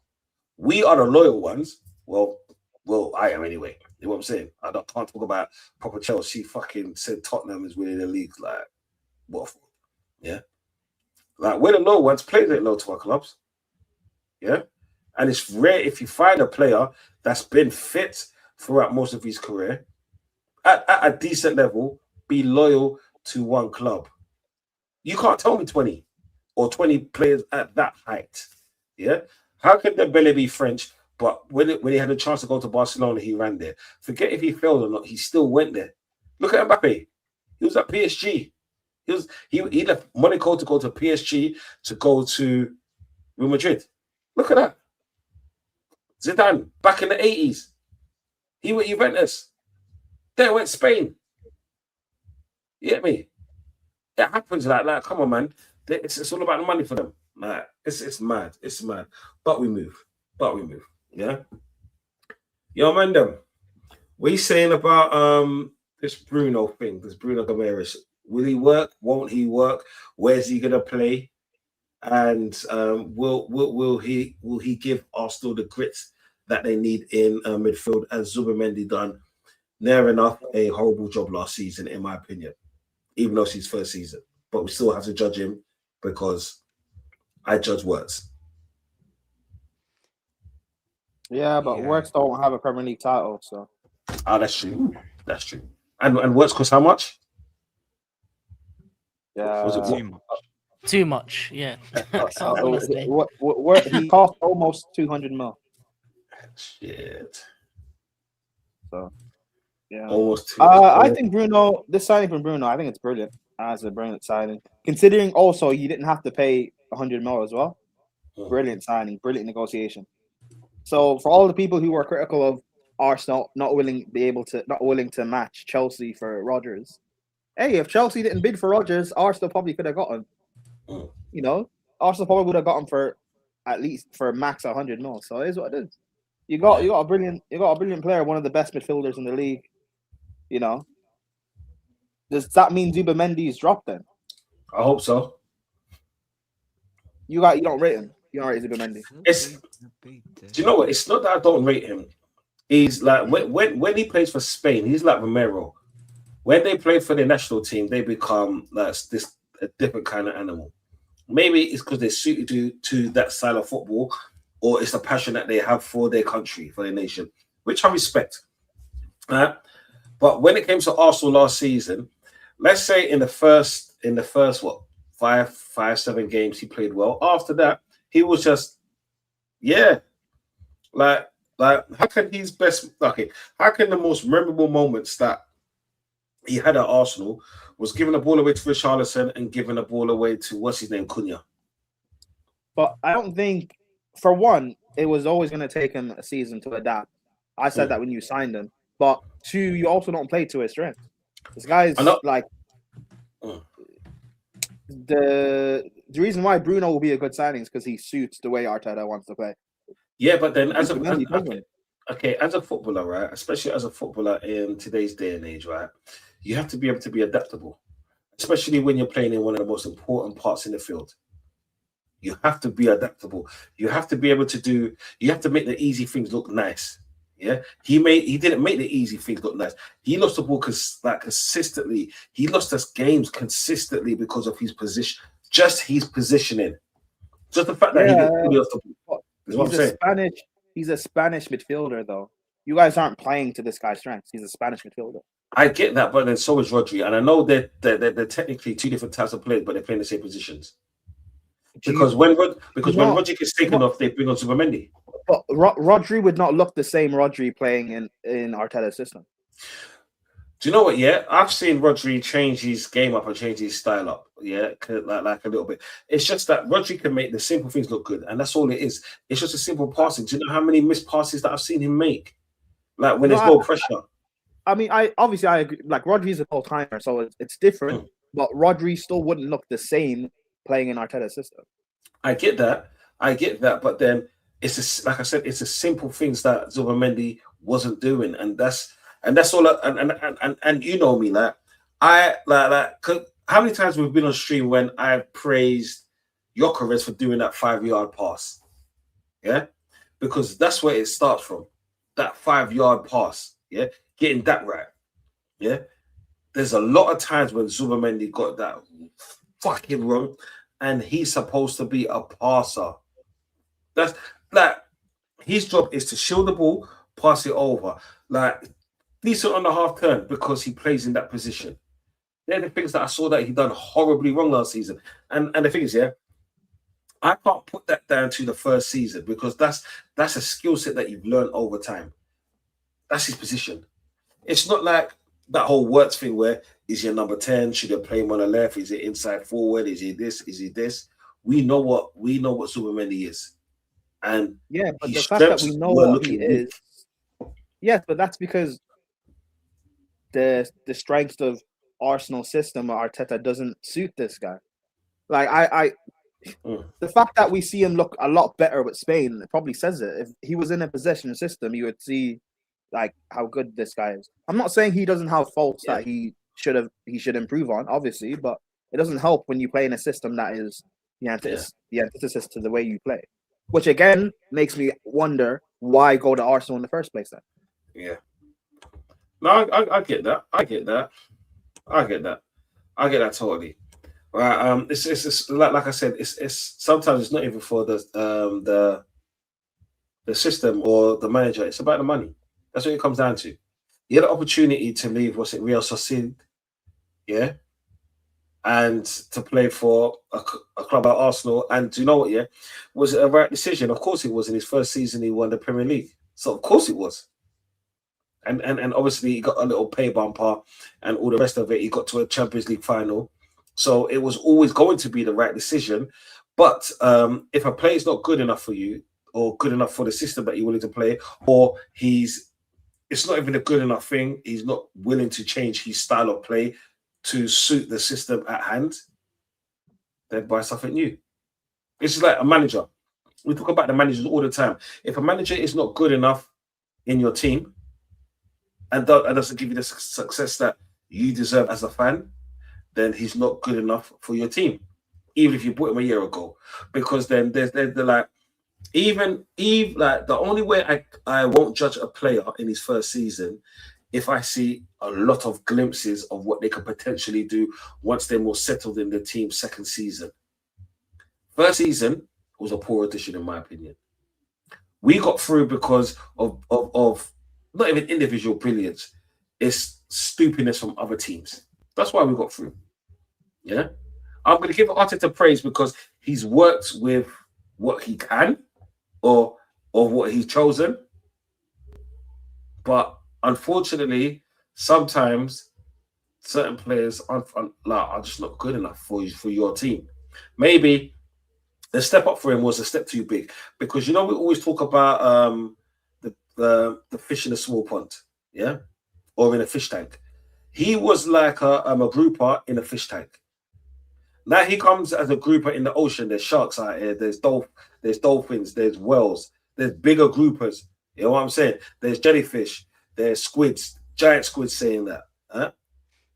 It's a madness out here in the Premier League. It's a madness, right? Maybe the club is just too big for him. Too much expectation is a burden on his shoulders simply because of where he plays. On the wings, you get asked to defend a lot more, I get it, but you can go missing and you got another player behind you. When you're in the middle of the park and you make stupid decisions, it's led to goals. And unfortunately, it's happened so much, I can't see him going forward as a starter. A bit part player, yeah, I'll take that because you know what, it'll give Mandem a rest. And that means our bench is stacked Yeah, stacked, and that's what it is, because people forget we got Zubimendi, like now Bruno's here, we could talk about it. We got like a Zubimendi on the bench. We got a Havertz who can play different positions. Even though I don't like him, we've got a Reece Nelson that can play there as well. We've got Moreno who can play there as well. So now we're stacked. So if anything, it's just better for Arsenal. And as a bit part player now, hopefully it's that way. The pressure will be off him. So now I can see what he can really do. You know what I'm saying? And if I'm wrong and he has a successful season, you know me, I'll always put my hands and say, do you know what, right? I apologize for calling you out your name. Not really, but I'll still do it in it. But then if it ends up to be how I think it's going to end up to be, right? It was right to buy Bruno G. I was going to say Bruno G. I keep butchering his name. Bruno G. No. Buying Bruno is the right thing to do. But I'm just saying that, I don't know, I think I hear the criticisms of Zubimendi, but I don't know. I think second season you'll see a lot more from him. You'll see a lot more from him. Okay, so I then as a rival fan, I want to ask just you and King this, right? As a rival fan, what's our midfield trio going to be? What will it be, or what should it be? What do you lot think? Okay, we'll do what you think it will be, and then we'll do what it should be, or what it will be. It's gonna be Odegaard, Bruno G, Declan Rice. Odegaard, Bruno G, Declan Rice. Okay. Yeah, Bruno G will play as the 6. But what it should be is Bruno G and Rice as 2 6s and have Eze play 10. King? To be honest, I have the same kind of thinking. We know that Arteta loves Odegaard, so Odegaard, and then obviously Bruno G, Declan Rice, and then it should, instead of Odegaard, it should be Eze in that 10 position, unless you bring in another 10, because obviously if you had brought in maybe a Rodgers, maybe he would have been in that 10 position. But yeah, I think Eze in the 10 would be the best going forward. Actually, what I would like to see though is, and again, the way Arteta plays, I don't think he'd be brave enough to try it, but like I kept saying last season, if you play Zubimendi deeper and have Odegaard and Eze play as like twin 10s or twin 8s, kind of like what Man City used to do with Fernandinho, KDB and Silva, but you guys won't attack and open up that much. So I don't know. Do you know the funny thing about that, right? Remember when I said in the World Cup, I'm not too sure if he was there on the stream, when I said, why the fuck is Anderson and Rice playing in the middle? Do the same thing. Why? We don't need that. Because one thing that most teams are going to do, especially now, is sit in a very low block, a deep block, a dirty block, a seated block. Yeah? We know this. So by playing 2 6s or 2 6s by trade, right, is hindering our team. Because a lot of last season, and a lot of the reason why we have failed to play attractive football is because we played with 2 6s. Forget if they're going to push Declan Rice as an 8 and do that whole box-to-box thing. He's a 6, so he would always revert back to type. Play 1 6, all right, and 2 8s. You know what I'm saying? Literally 2 8s, 10/8, because then you've covered left and right. You've got passing. You've got ball carriers now, yeah, and a ball winner that could do the dirty work, box to box and everything else, that can hold and sit in their position and can play a centre back or whatever. And you're nice. You know what I'm saying? Because it appeases everything, and obviously changing from game to game, because I'm not expecting just a Declan Rice or a Zubimendi or a Bruno to play singly against, let's say, a Liverpool or even Chelsea. Because when you lot play us, you lot always up your game. You lot always play to the team that's in front of you. City are going to be playing good football because that's in their DNA now. All right. So I'm expecting Arteta to play like 2 pivots there, but we're not playing those kind of teams week in, week out. Yeah. Change it up. I want to see something new now. I'm tired of this both 6s and all of that. Play Declan Rice in his position, play Eze in his position, play Odegaard in his position. You never know, it might look well because it's so funny, so ironic. Look, right, I can only go in the last match where I saw certain ballers playing in their position. Look at England's last match against France. Look what happened in midfield when they played one pivot. One. Yeah? It's expansive football. And this is against a world-class, star-studded France team. Yeah? Arsenal could do that. Because we got wingers, got flying wingers. They might not be that great in Madueke and fucking Martinelli. Yeah, Saka's a baller, so I'm not going to take that from him. Let the defense do their job. Let the attackers do their job. You know what I'm saying? And then give it to Gyökeres. He probably missed, but hey, stop heading. Oh, bro. To be fair, as bad as Madueke and Martinelli are, you can get a lot more out of that. Mm. You can get a lot more, but you guys don't like. You guys don't. You guys. I mean, to be fair, I don't even know what stats would look like, but just judging from what I see, you guys don't create to the level of a world-class team. Like, you don't create to the level of one of the best teams in the world, which is weird because you've got a goal scorer, a striker who scores in volumes. You got Eze, who is creative. Odegaard, he's a better player than people give him credit for. We see how he plays for Norway.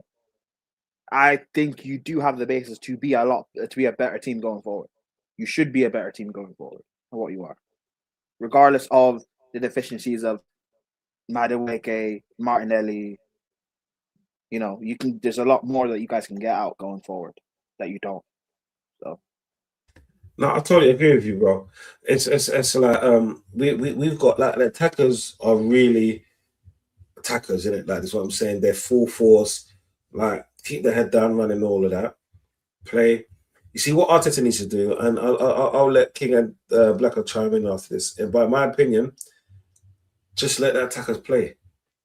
Like with one thing that we're kind of blessed with is a sturdy defense.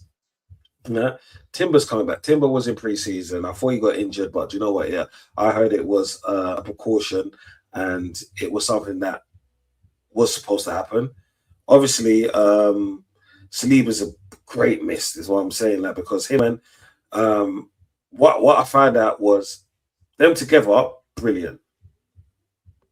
But Gabriel on his own, at times, calamitous. But as a duo, he's the better defender. Make that make sense, yeah. If we so-called got the best partnership in defense, let them do their thing with Timber, yeah, and whoever plays on the left. You know what I'm saying? Left back. Let the attackers play. Let the ballers ball. You know what I'm saying? Like people say, yeah, but then Arteta's been playing these Arsenal attackers on the leash, right? Then if that's the case, then pick up the leash. Let the Excel bully eat for once. You know what I'm saying? Let them blood clot eat. And hopefully bring us another title. First back to back. You know what I'm saying? And anything else is a bonus. What do you think, King Blacker? Yeah.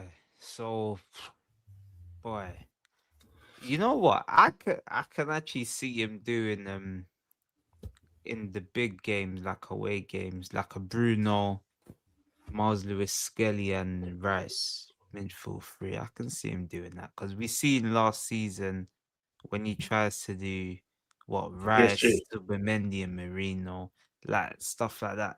But straight away, at least with that one, you got two technical footballers in there, so I wouldn't be too pressed about that.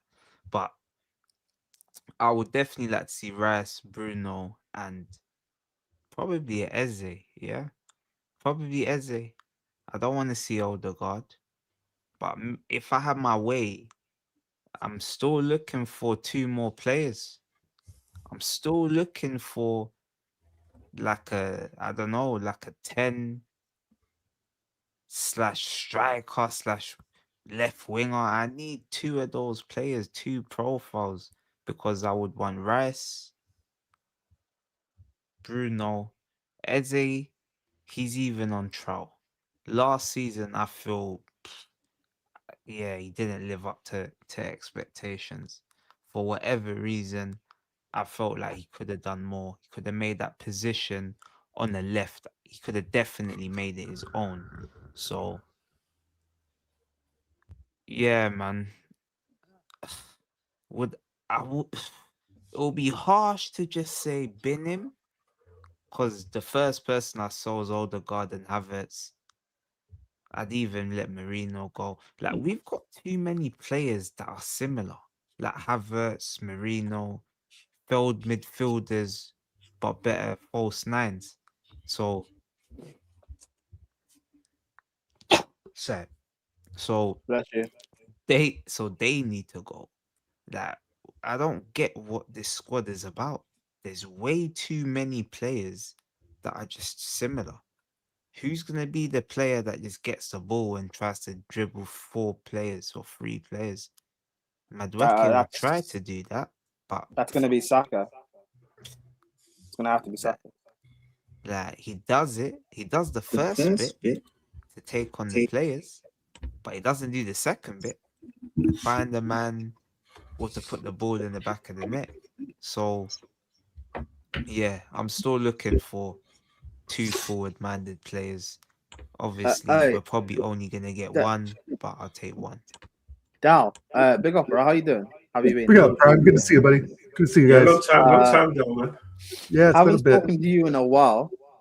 It's interesting. So, I guess last time I think I spoke to you was doom and gloom about Arsenal and Arteta and stuff. He has to leave. What are your thoughts on Arteta now? Like with winning the title and all of that. Like, do you still stick to your previous opinions, or have you changed a bit, or what's going on? I'm still on the fence, Prime. I mean, I think that we didn't run away with the title. If it wasn't for Everton helping us out, right, it could have been pretty peak. And I don't think Arteta is going to change his style of play based on winning it last season, right? He would have no real reason to say, oh, now I'm going to switch things up, right? He's going to look at last season and be like, that worked. I'm going to implement the same thing. I always want better, bro. I always want better. But if he can get us attacking, right? Defending, like you guys all know, defending's not really been our issue, right? Our issue is in the attacking final third, and having some consistency and cohesiveness in the final third, and not running the ball out for corner kicks and playing for set piece ole, right? So if we can change that up, depending on maybe we snip a couple players here in the transfer market that can add to that, then I just want to move forward. You know what I mean? But if there's always better out there, I want better. I think we really screwed up against PSG. Nice hat, by the way, King Academy. You can take it off now. But no, I just think that you still want him gone. But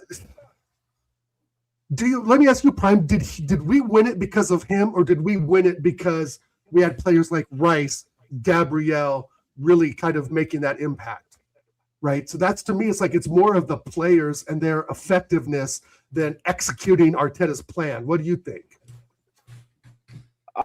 Wow, this is I'm interrogating you, bro, not the other way around. But okay, yeah, but he bought those players. He brought those players in to the system. Listen, I agree. I don't like. I think Arteta I probably rate him higher than you do. I think he's a very good coach. But basically, the questions I'm asking is your opinions of him, like beforehand, of like if you don't win this league or you don't run away with it and stuff, he has to go. You've won it now. I think you guys are going to retain this title because I don't see any serious threats from everyone else to challenge you. Do you still want him gone? If you had the decision now, would you still get rid of him, or do you think he should still stay? No, but if we're fighting for top 4 in December, I don't see why we couldn't make a move for someone else in January. Do you think that's a realistic thing that's going to happen? Do you think you're falling off? I don't. I could see us falling off, but I don't think it's realistic that he gets the sack. I think we're trying to emulate what Wenger did, right? Maybe not 22 years, but we're trying to do something with this manager in particular to have some longevity, you know. And I go back and look at what you guys did in the middle 2000s, switching managers up, but you were still winning trophies, you know. So I don't believe in just keeping the longevity of the manager just because, even if we're not winning anything. Why do you think you're going to fall off? Because Saliba will probably be out for 3 months, which I think could be detrimental to our defense. We don't have a fill-in for Timber because we know he's going to get injured. I think injuries are going to be a big issue again. I don't think we have a good backup striker. I don't think Kai Havertz is good enough as a backup. He scored some important goals, but not near consistent as what we need him to be. And Gyökeres still has some things to work out. You know, his ball control, his hold-up play. And I'm not 100% sure Declan Rice will be the player that he was last season, being that his body's beat up. And Bruno Gomes, I think, will have a decent impact, but he's not going to be, you know, flying out the gates. And Saka's body's beat up. We've got a lot of like physicality issues, and I think those will catch up with us. And I think even Blaka and even U Prime and King and Don Jr. would agree that we're running players into the ground. There's just no ifs, ands, or buts about it, right? Declan Rice running the ground, Saka running to the ground, that sort of thing. So I think for those reasons, that'll be very, very difficult for us to retain it. Okay. The reason why I think you're retaining it is because I look at the teams that could be challenging you, and they have massive holes and weaknesses. Like City, for example. Pep not being here is a big factor. If Pep was still here, even with Rodri being gone, I would still say that they can win the league over you guys. Well, Pep Prime, not being here. Prime, 1 second. Yeah, let Blacker shout his thing because he's got to go. Right, man. I don't know. You're muted. You're still muted, bro. You're having a worst performance. Yeah, man, this is stinker and hooked, man. But yeah, people, man, you can find me on Propaganda Machine. Big up to everyone in the chat. Big up to the panel. And yeah, man, great show. I'll see you in the next one. Blessings, bro. Cheers, bro. Like everyone, his description, it's in the thing. So people, make sure you like and subscribe and share and all of that good stuff. Say about that, Private Card. You up? Carry on. Yeah, I understand your worries about Arsenal, but I also think you have to look at the other teams around you. Like, who could, if we're looking at City as a challenger, Pep not being here is a massive factor. Like, I rate Maresca highly, but I don't expect him to be able to mount a serious challenge, especially with that City squad. Rodri not being there is going to be a massive miss. People are going to be in a wake-up call. Anderson's not that good of a midfielder. All the criticisms people have of Declan Rice, that's Anderson literally in a nutshell. He's not that good. I look at Liverpool. I think Iraola, the pressure of being at a big club is not going to work. Also, their squad is not that great. They have problems. Arsenal have, regardless of what people's opinions may be of Arteta, you guys still have the most settled squad in the league. You have the best defense by far.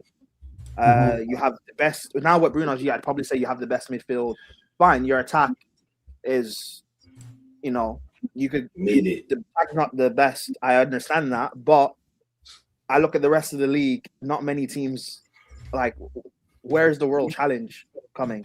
Chelsea fans getting gassed. We're not going to be serious for the league.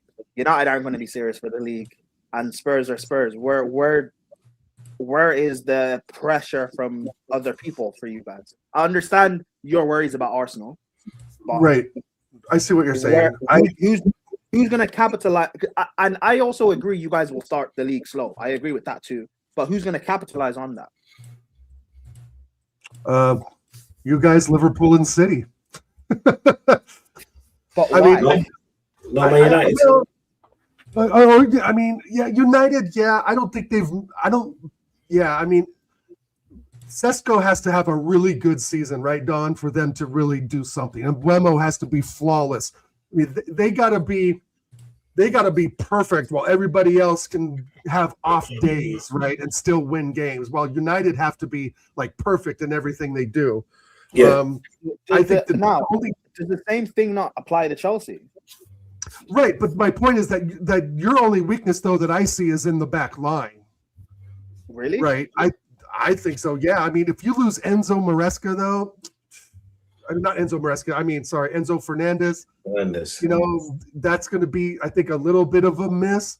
But I think the combination of Rodgers, Palmer, and Estavio with João Pedro up front is a pretty good attack, dude. Okay, I read Esteval, but he's a kid. He's a teenager. Yeah. Palmer's been at Chelsea for 3 years and he's stunk for 2. Right. João Pedro's only had 1 year of scoring goals. Before last season, he'd not hit over 10 goals in the league. Rodgers is inconsistent as hell, and with the big price tag, plus being at a big club, let's see the effect that has on him. Like, there's a lot of if, buts, and maybes with the other team. That's why I look at Arsenal and think, you I get what you're saying. It's there for you to win it. It's there for you. Right. I get what you're saying. We are, I think, overall, if you looked at the overall squads, the first 11, the bench, yeah, the names are good, but some of those names can't perform, right? Madueke is the first one that comes to mind, right? 100%. Because we have a little bit of depth doesn't mean they can perform, right? And Morgan Rodgers, yeah, you guys overpaid, but I was ready to sign Morgan Rodgers up for 80 mil. I didn't think that was that bad of a deal. I wasn't going to pay 100 mil, but my cap for him was around 80, 85 mil. And that deal was 99% done. And you guys come in and swoop him in for a lot more money. But I think that we just have the names on the backs, but they aren't performing to what we need. You see what I'm saying? And we relied on how many own goals in that string of games, Don? Was it 4 or 5 games? We signed Owen goals up as our number 9 for a while, right? We were making jokes about Owen goals. So, I mean, you take away, again, some of the set pieces, you take away some of the own goals, we're third place, bro. I mean, I think Maresca, all he has to do at City is find a way to get Hall in the ball, right? That's really all they really need to do, you know. But I know the Pep factor is massive. The Rodri thing is massive. How did they get Hall in the ball? Put it right over the top like they did the first season he was there and scored 52 goals. Is that how Maresca plays? Maresca's going to play with the player how he's got the players, right? See, I think sometimes it's like I've had this debate with Flawless, like players that fit the style. But sometimes it's like the managers have to change up their style to fit to what the players can actually do and express themselves to a point, right? I don't think it needs to be as rigid anymore, Prime. You know what I'm saying? I don't think it's that rigid. No, I agree with you, but Maresca, listen, as much as I rate Maresca, I know this guy's stubborn. Like, King, how long were we seeing Gusto play as a 10? Oh yeah, too long. Like for me, Maresca has the same tendencies as Pep. He's gonna do some wild things that you're gonna look at and say, "Why the hell is he doing that?" And it can work and it cannot. But the thing on Latimer's Prime's point on Arsenal, yeah, they're the most put together squad, but their attacking problems are going to cost them a lot over the course of the season. Right. But every team has issues. I don't think there's a perfect team out there. So when you look at who's going to win the title, it's open. I think it's an open race, really, because most of these teams have new managers. Most of these teams have a glaring weakness, whether it be Chelsea's defense, Arsenal's attack, Liverpool's defense as well. You look at City, their midfield. Arsenal have the least weaknesses, though. But Arsenal have the biggest. For me, the attacking is a big weakness. Yeah, but they have the biggest strength and the weakest weakness. Is that even a thing? Yeah, yes. I get that because what I'm alluding to what you're saying is that even though King thinks that in attack we're not that great, but then Arsenal has been a team in the last few years to share the goals around. and that's been Mhm. one of our biggest strengths. So can you Like- imagine us? Because let's just say we're linked with Alvarez right now. At this point, we're linked with Alvarez. Could it become a vintage situation? Who cares right now? If we're going over last season, we were the second top leading goal scorers, and we just missed that out on 4 goals. So we are scoring goals. It's just the manner of how we are scoring them. I think that's a problem, because if you just check in the early parts of the season, it was more 1-0s, 2-1s, 2-0s, and all of that, but a lot of set pieces. In the second half of the season, it was just straight goals, rarely a set piece. This is what I'm saying. So our biggest strength is also one of our biggest weaknesses, and that all alludes in goal scoring, because we haven't got an out and out goal scorer. Even though we bought Gyökeres, Moreno was injured, and I can't believe I'm saying that most of the season, because people forget that. Who is it? Martinelli scored 1 goal. 2026, Trossard scored 1 goal. Yeah. Mm. Who was it? Saka scored 8 goals. Yeah. So Declan Rice scored a few. What is it? Gabriel scored more goals than certain people's strikers. Right. You know what I'm saying? Zubomendi scored like 4 goals, I think. 4 goals. So all our goals were literally just shared out. But then that's how Arteta's team plays. You get me? Because we haven't got. So go on. Also, like Chelsea, yeah, I agree with the weaknesses being our defense, but our attack is not great either. I'm going to be so real. It's not. Like I kept saying this last season. This is why, regardless of my opinions of Enzo, I was wary about selling him, because he at least scores goals. Like Palmer doesn't really score anymore. He's not consistent, and like Esteval's a kid. I'm not going to put big pressure on the guy to consistently deliver, and I don't know about Rodgers. So, like, where is the consistency in Chelsea's attack? I mean, it's through João Pedro, but we're also going to be with a manager that's going to use them better. Then, obviously, the first half of the season we were really good because Enzo Maresca was on it. He then gets the call from Man City, then decides to start doing some foolishness. Then we have the second half of the season, we have Rosinha. And to be honest with you, this is a manager's football league. The manager dictates how good a player can be.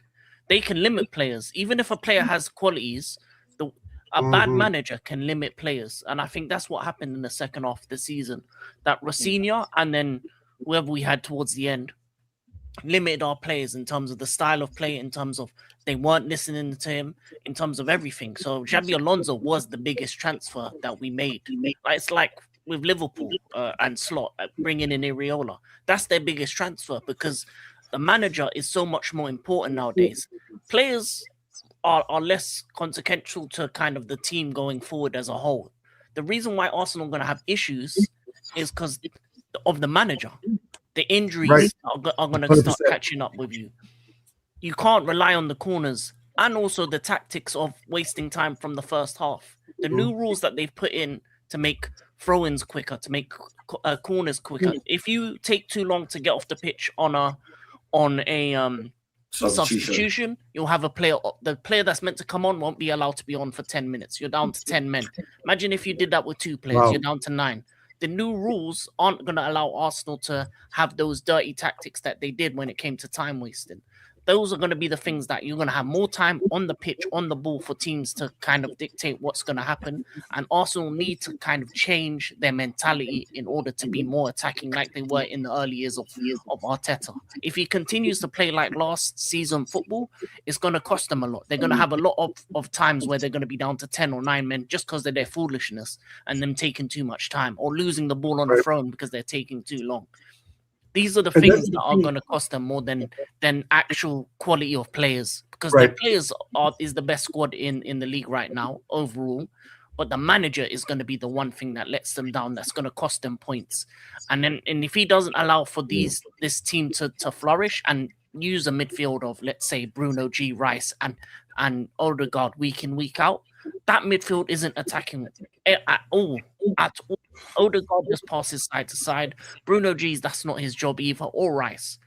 Now, if you're allowed to allow the midfield to flourish and put a Eze in there, or put a Nwaneri, or put a Lewis Skelly that has a bit more attacking about them, that can run through midfields and do different things, then you'll see a different Arsenal. And then you need to upgrade on that left wing position, because I think Martinelli isn't getting any better. Solis is a great signing. I liked it 100%. at Bruges last season. I But think then he's that's one for the future, though. That's the only thing. Yeah, you need a starting left winger. Martinelli needs to go. You need a starting left winger. You need Saka to stay fit through the season, because anytime he's out, Madueke isn't good enough.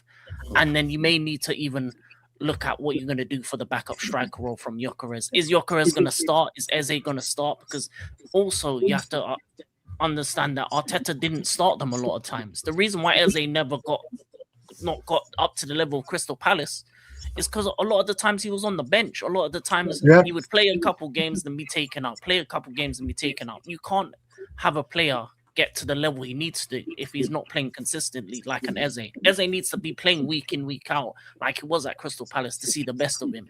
But if you keep taking him out after a couple games because he didn't track back that one time, or didn't do that one defensive action, because Arteta loves that shit, it's going to be a problem. It's going to be a problem. It's going to cause the attack not to be fluid. King, after the Spurs game, he sat Eze on the bench with no injury for 5 straight games. Yeah. 5 that the one, straight the one games. got a hat trick? Yeah, after the hat trick at Spurs, he sat on the bench for 5 straight games. Didn't even get a sniff. Did not even get a sniff in the last few minutes. And like King just, I think, reiterated my point. We have injury worries, right? Because Arteta runs these players so hard. Declan Rice will be tired after the World Cup. Saka barely got a sniff in the World Cup, but he's pretty much running through the ground already. And, you know, I'm at the point where we need to make drastic changes in the formation. I don't know how drastic it is. Saka on the left, Eze in the middle, and put Max Dowman on the right. Right? If you guys have Estavio and Barcelona have Jamal, Liverpool have Rio, right? Okay, Don, about 5 more minutes. Yeah, sounds good. Yeah, 5 minutes. You know, I just think that we need something different, right? If it's the same slop, and we're in 4th or 5th place in December, I think it's where the fans are starting calling for Arteta's head, right, and rightfully so. But injuries is my number one main concern. So, do you think and also Don C as well. So, do you think, you guys as Arsenal fans, my assessment of what I think can happen next season, do you guys think I'm like overestimating or overrating Arsenal? No. We like see the difference between this season and any other season is that we are going into this as champions, right? We are going into this as the most settled club with the most settled manager. That has to be seen as well. Despite whatever I personally think about Arteta, Chelsea's changed. Man City's changed dramatically. Man City has the most dramatic change of every single club in and around us. People don't realize that. The players that they've lost, the manager that they've lost, and whatever player that they lose right now. Yeah. It was Liverpool. Liverpool aren't doing anything, it seems. And even if they was doing something, the players that fell last season are still going to be there. Well, under a different regime. Wait, let me counter that point. One second, Don. I'll let you finish. But we have not seen Isak in a full season yet. I think that if Isak can get going, I think Liverpool will be a threat because Edeteki only played half the season last season because of his injury. So, what do you think about Isak actually having an effect on for Liverpool? What do you guys think? Do they have the manager to do that though? Because I agree. I think if they had the right manager, you can get Isak, Wirtz to fire. I agree. Do they have the manager to do that? Do you know what? Yeah, I counted that. I counted that with a counter on a counter. Do they have the squad? And I think that's more important. Do they have the squad? Because you got to remember, yeah, Ekatike is coming back from what was it? A terrible injury, right? Achilles, Gakpo is shit. That's if he's there. And if they get Barcola, that's shit to shit. So we don't have to worry about that. Who are they going to play on the right wing? That new Moise or whatever the hell his name is, yeah? Don't really know him. Can't really say much about him because I haven't got that much data. Frimpong is not great as a right winger. Slobosly has been their best player. Yeah. Gravenberch, he's declined heavily. McAllister is just a pussy that likes to run around. Mr. Twerk a lot and Gomez or Konate, if they get injured, then what? Konate's gone. Oh, so Konate's gone. But like, They brought in Leo from Barcelona. Yeah, but then if one or two of them get injured, then what? If McAllister, Gravenberch gets injured, then what? If Ekatike is coming back from injury, so they have to nurse him back into the team because he's been out for so long. If he gets injured with Isak, then what? We all know Wirtz is not going to get injured because he plays like he's injured. He's shit in it, yeah. So we don't really care about it. And So go on. An injury to Gravenberch or a Van Dijk for Liverpool is more detrimental than an injury to Declan Rice for Arsenal or to Saka. Yeah. Even though I believe Rice is important, even though Rice is important for you guys, and I think he's your best player, I think he's extremely important. Now that you have Bruno G, Rice being out injured for a few months, as bad as it will be, it's not going to be as bad as Van Dijk being out. Yes. Saliba being out injured now, as bad as it is, you still have Gabriel, who everyone seems to agree is better than him. If you pair him with Mascara for a few months, it's not going to be as bad. It won't be. So, I don't know. I just think, unfortunately, by default, you just have to retain it. Yeah. So, which is annoying. This is what what the Arteta inners kept saying. You guys are going to build a dynasty. This is your dynasty now.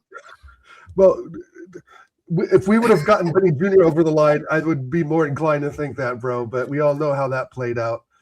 Hand job of Asna. Perfect, King. Love it. Hand job. Okay, what is it with that guy? You guys, people don't like him. Why don't people like him? Who? Like who?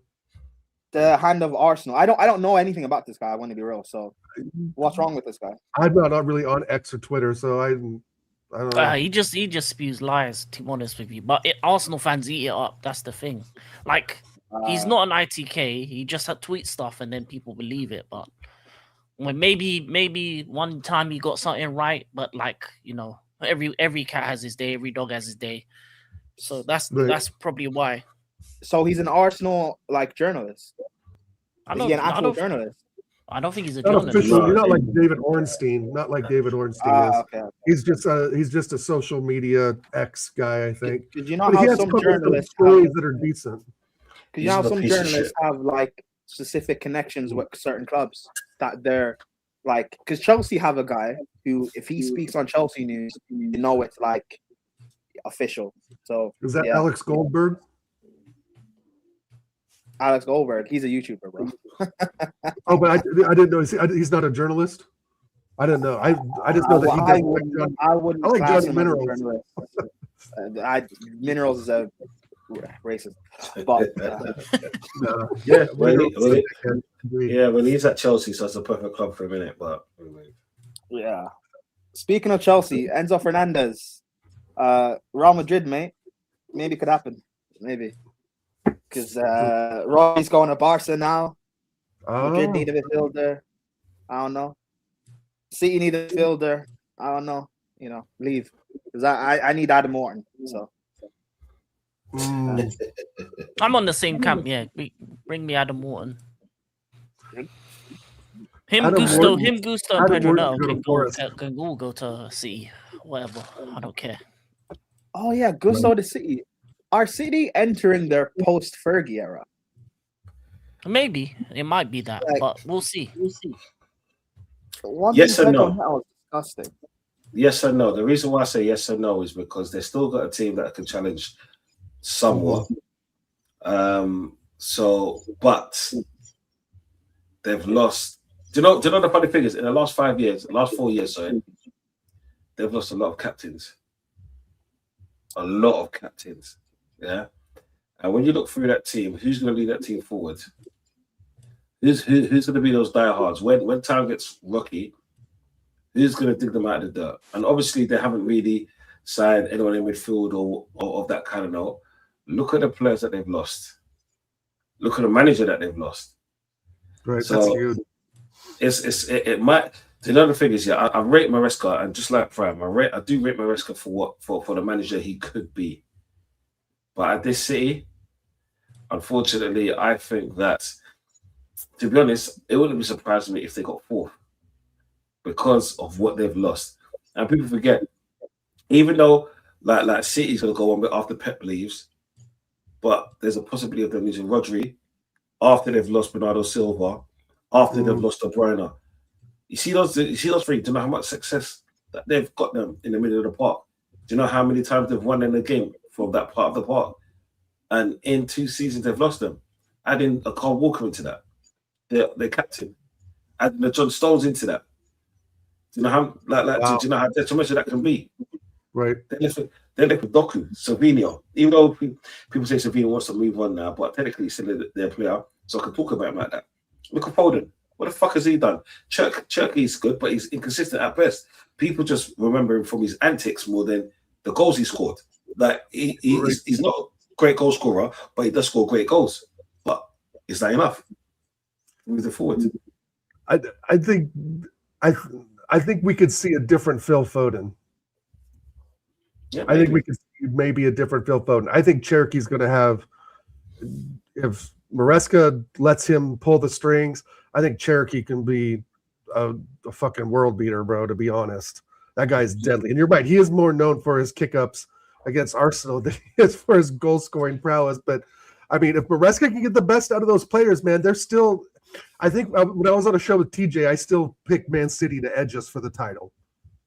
Right, because if Holland can get that service, that's goals galore, right? And that's goals win you games, defense wins you games, right? Some would say. But Ruben Diaz coming back, Phil Foden could be unleashed a bit, Cherokee can be unleashed. But you're really right, Don, about like De Bruyne, Rodri, and Silva. All those players now that are gone were really the core makeup of that team and what they have achieved. But they've achieved everything, so now they're ready to move on. Yeah, but having Rodri and Silva, that is a weakness for sure. Yeah, but do you know that the whole Haaland thing? You see, people remember him more for his first season or his first 2 seasons. But Right. if we're going on, let's say later on down the line, the defenders ain't scared of him no more. That whole Haaland factor has gone because there's been so many times when he's been marked out of the game. And do you know what? He is a good player. I wouldn't put it past him. Like he's doing a lot more for the team, especially the end of last season when where you saw him in like the defensive half, like helping out. Sooner or later, that's going to take his toll on his body, running up and down. The best that I've seen from him, especially from Man City, was in that first season or first 18 months, where he stood on the edge of the shoulder of the defender and scored those goals. But then that's when these defenders were scared of him. That's what I'm saying. What he's been found out a little bit. I mean, he was in Gabriel's pocket when we beat him 5-1. Yeah. And that's the thing, because when I'm looking at Man City, I'm trying to look at Man City without the components that's gave them the success throughout the years. Like I said, the reason why I said Bernardo Silva, because Bernardo Silva played in numerous positions for them to win. And he was their captain. So whenever they needed that guy, and because even though like Rodri won the Ballon d'Or and everything, it's always the little guy that does the dirty work that doesn't get recognized. We've all had them at our clubs. You know what I'm saying? Like Chelsea had some of the greatest ones with it was at Makalele, right? And then Kante. That's what I'm saying. Even was it not Melida? Melida was a wingman. He had one more brother in the middle, but I'll remember it. That's what I'm saying. Man United had Fletcher, Carrick. Yeah, people forget how pivotal those players was in the middle of the field. You know what I'm saying? Look who we had. Like our most noticeable number 6 that people never talk about is Gilberto Silva. World Cup winning Gilberto Silva, yeah, that done so much in the Arsenal team. Yeah, that showed us. Fernandinho, yeah. Those players aren't playing no more. And especially for Man City, if we started the game right now, whoever we've got in our teams, where can you see Man City finishing if they lost Rodri? On the real, because games are literally won and lost in the middle of the park. Look at last season when they didn't have Rodri. Look how horrible they looked. And now they haven't got their captain and Rodri. Yeah, they got Gahey, who literally got his cherry popped by the cherries people. You know? Literally. Yeah, so it's like for me, it would have I wouldn't be surprised if they finished fourth. And it's crazy to say this is Man City. Yeah. The mighty City. That's it. But we're gonna close out now because I need to go to my bed. Yeah, I ain't gonna lie. It's like 3:00 in the morning. Yeah.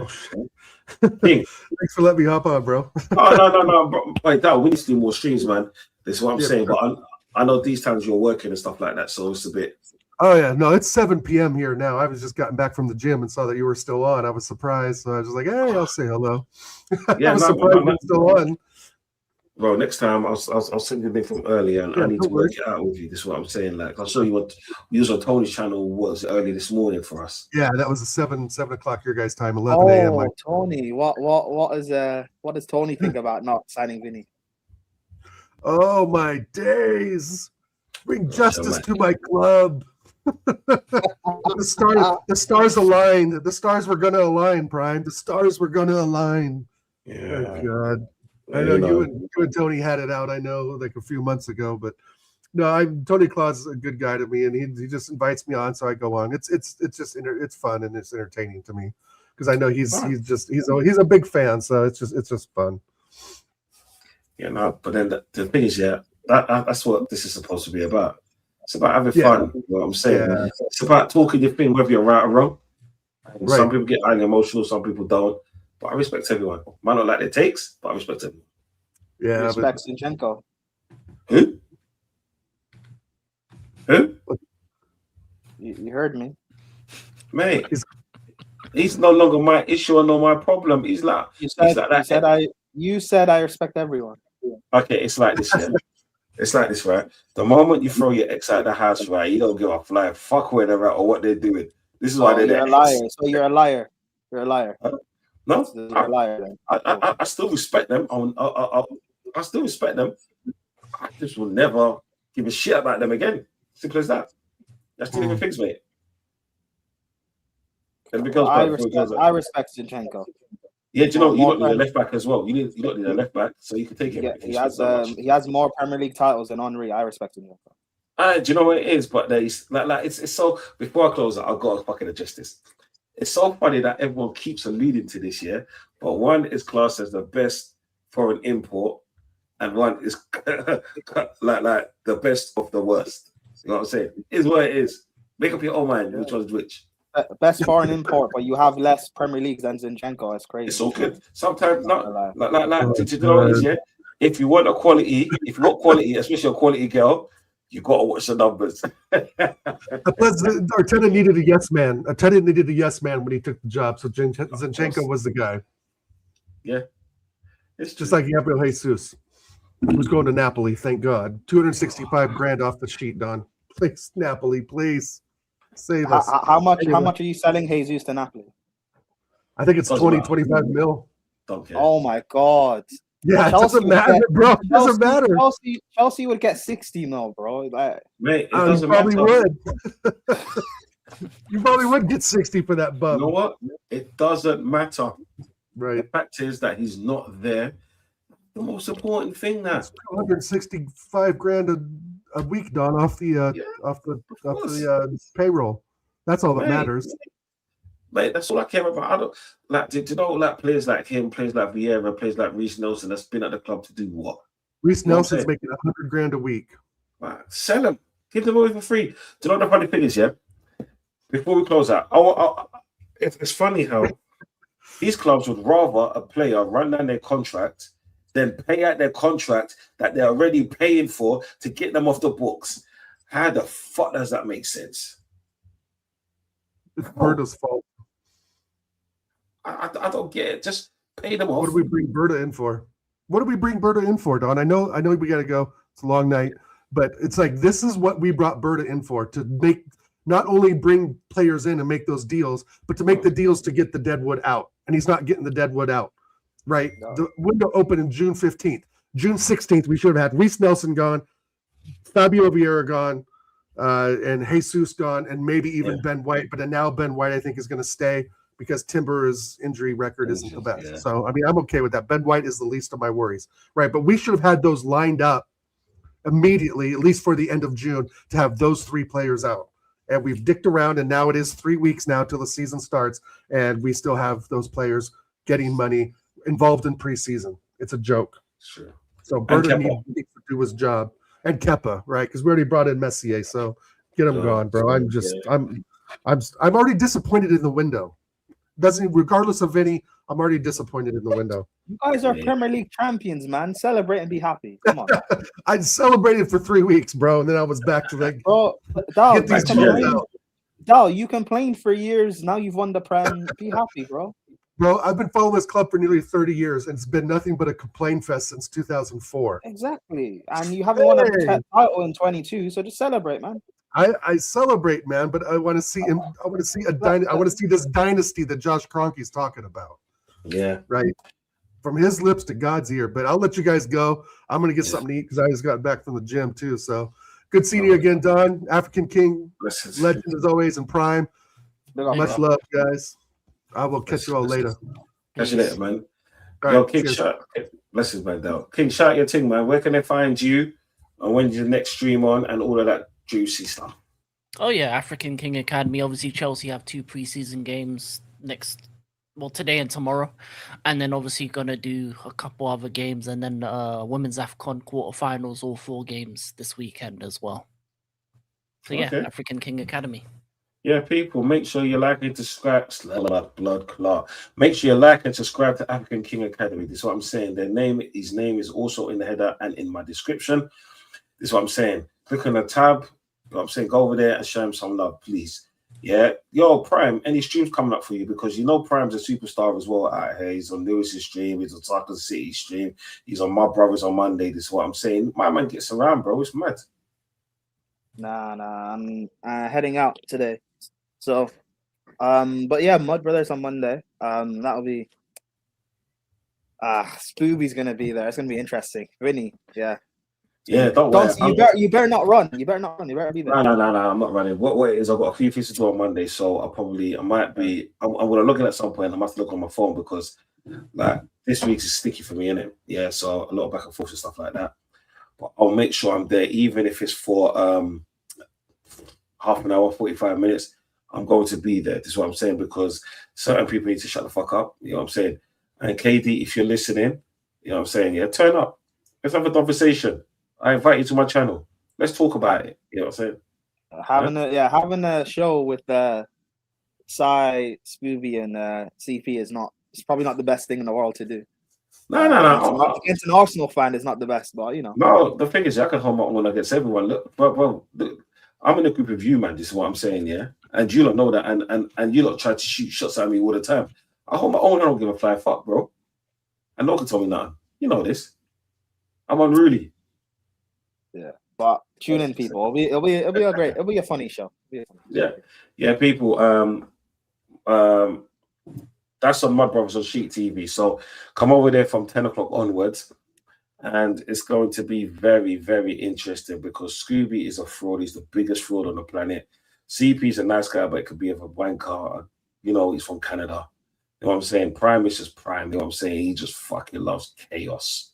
That's what he does. He just asks stupid questions and gives that chaos take. And if you say something mad, he will make sure that he will clip you. But as a solicitor, he's a very good solicitor. He busts me a case. This is what I'm saying. When people try to be fraudulent against me. But anyway, people, thank you for joining on Sarcasm, on Donversation TV. Like, we had the Prime, obviously he's still here. We had African King, we had Proper Chels, we had Blacker, we had Dow, and I'm sure we had someone else if I can actually remember. Oh yeah, we had 10, right? Make sure you like and subscribe to all of their things. Thank you everyone for being in the chat. Thank you for spending the evening with myself, whether it was morning, afternoon, evening, or night. I appreciate you all. Make sure you like it, make sure you subscribe and hitting that bell to know the next time I'm going to be on.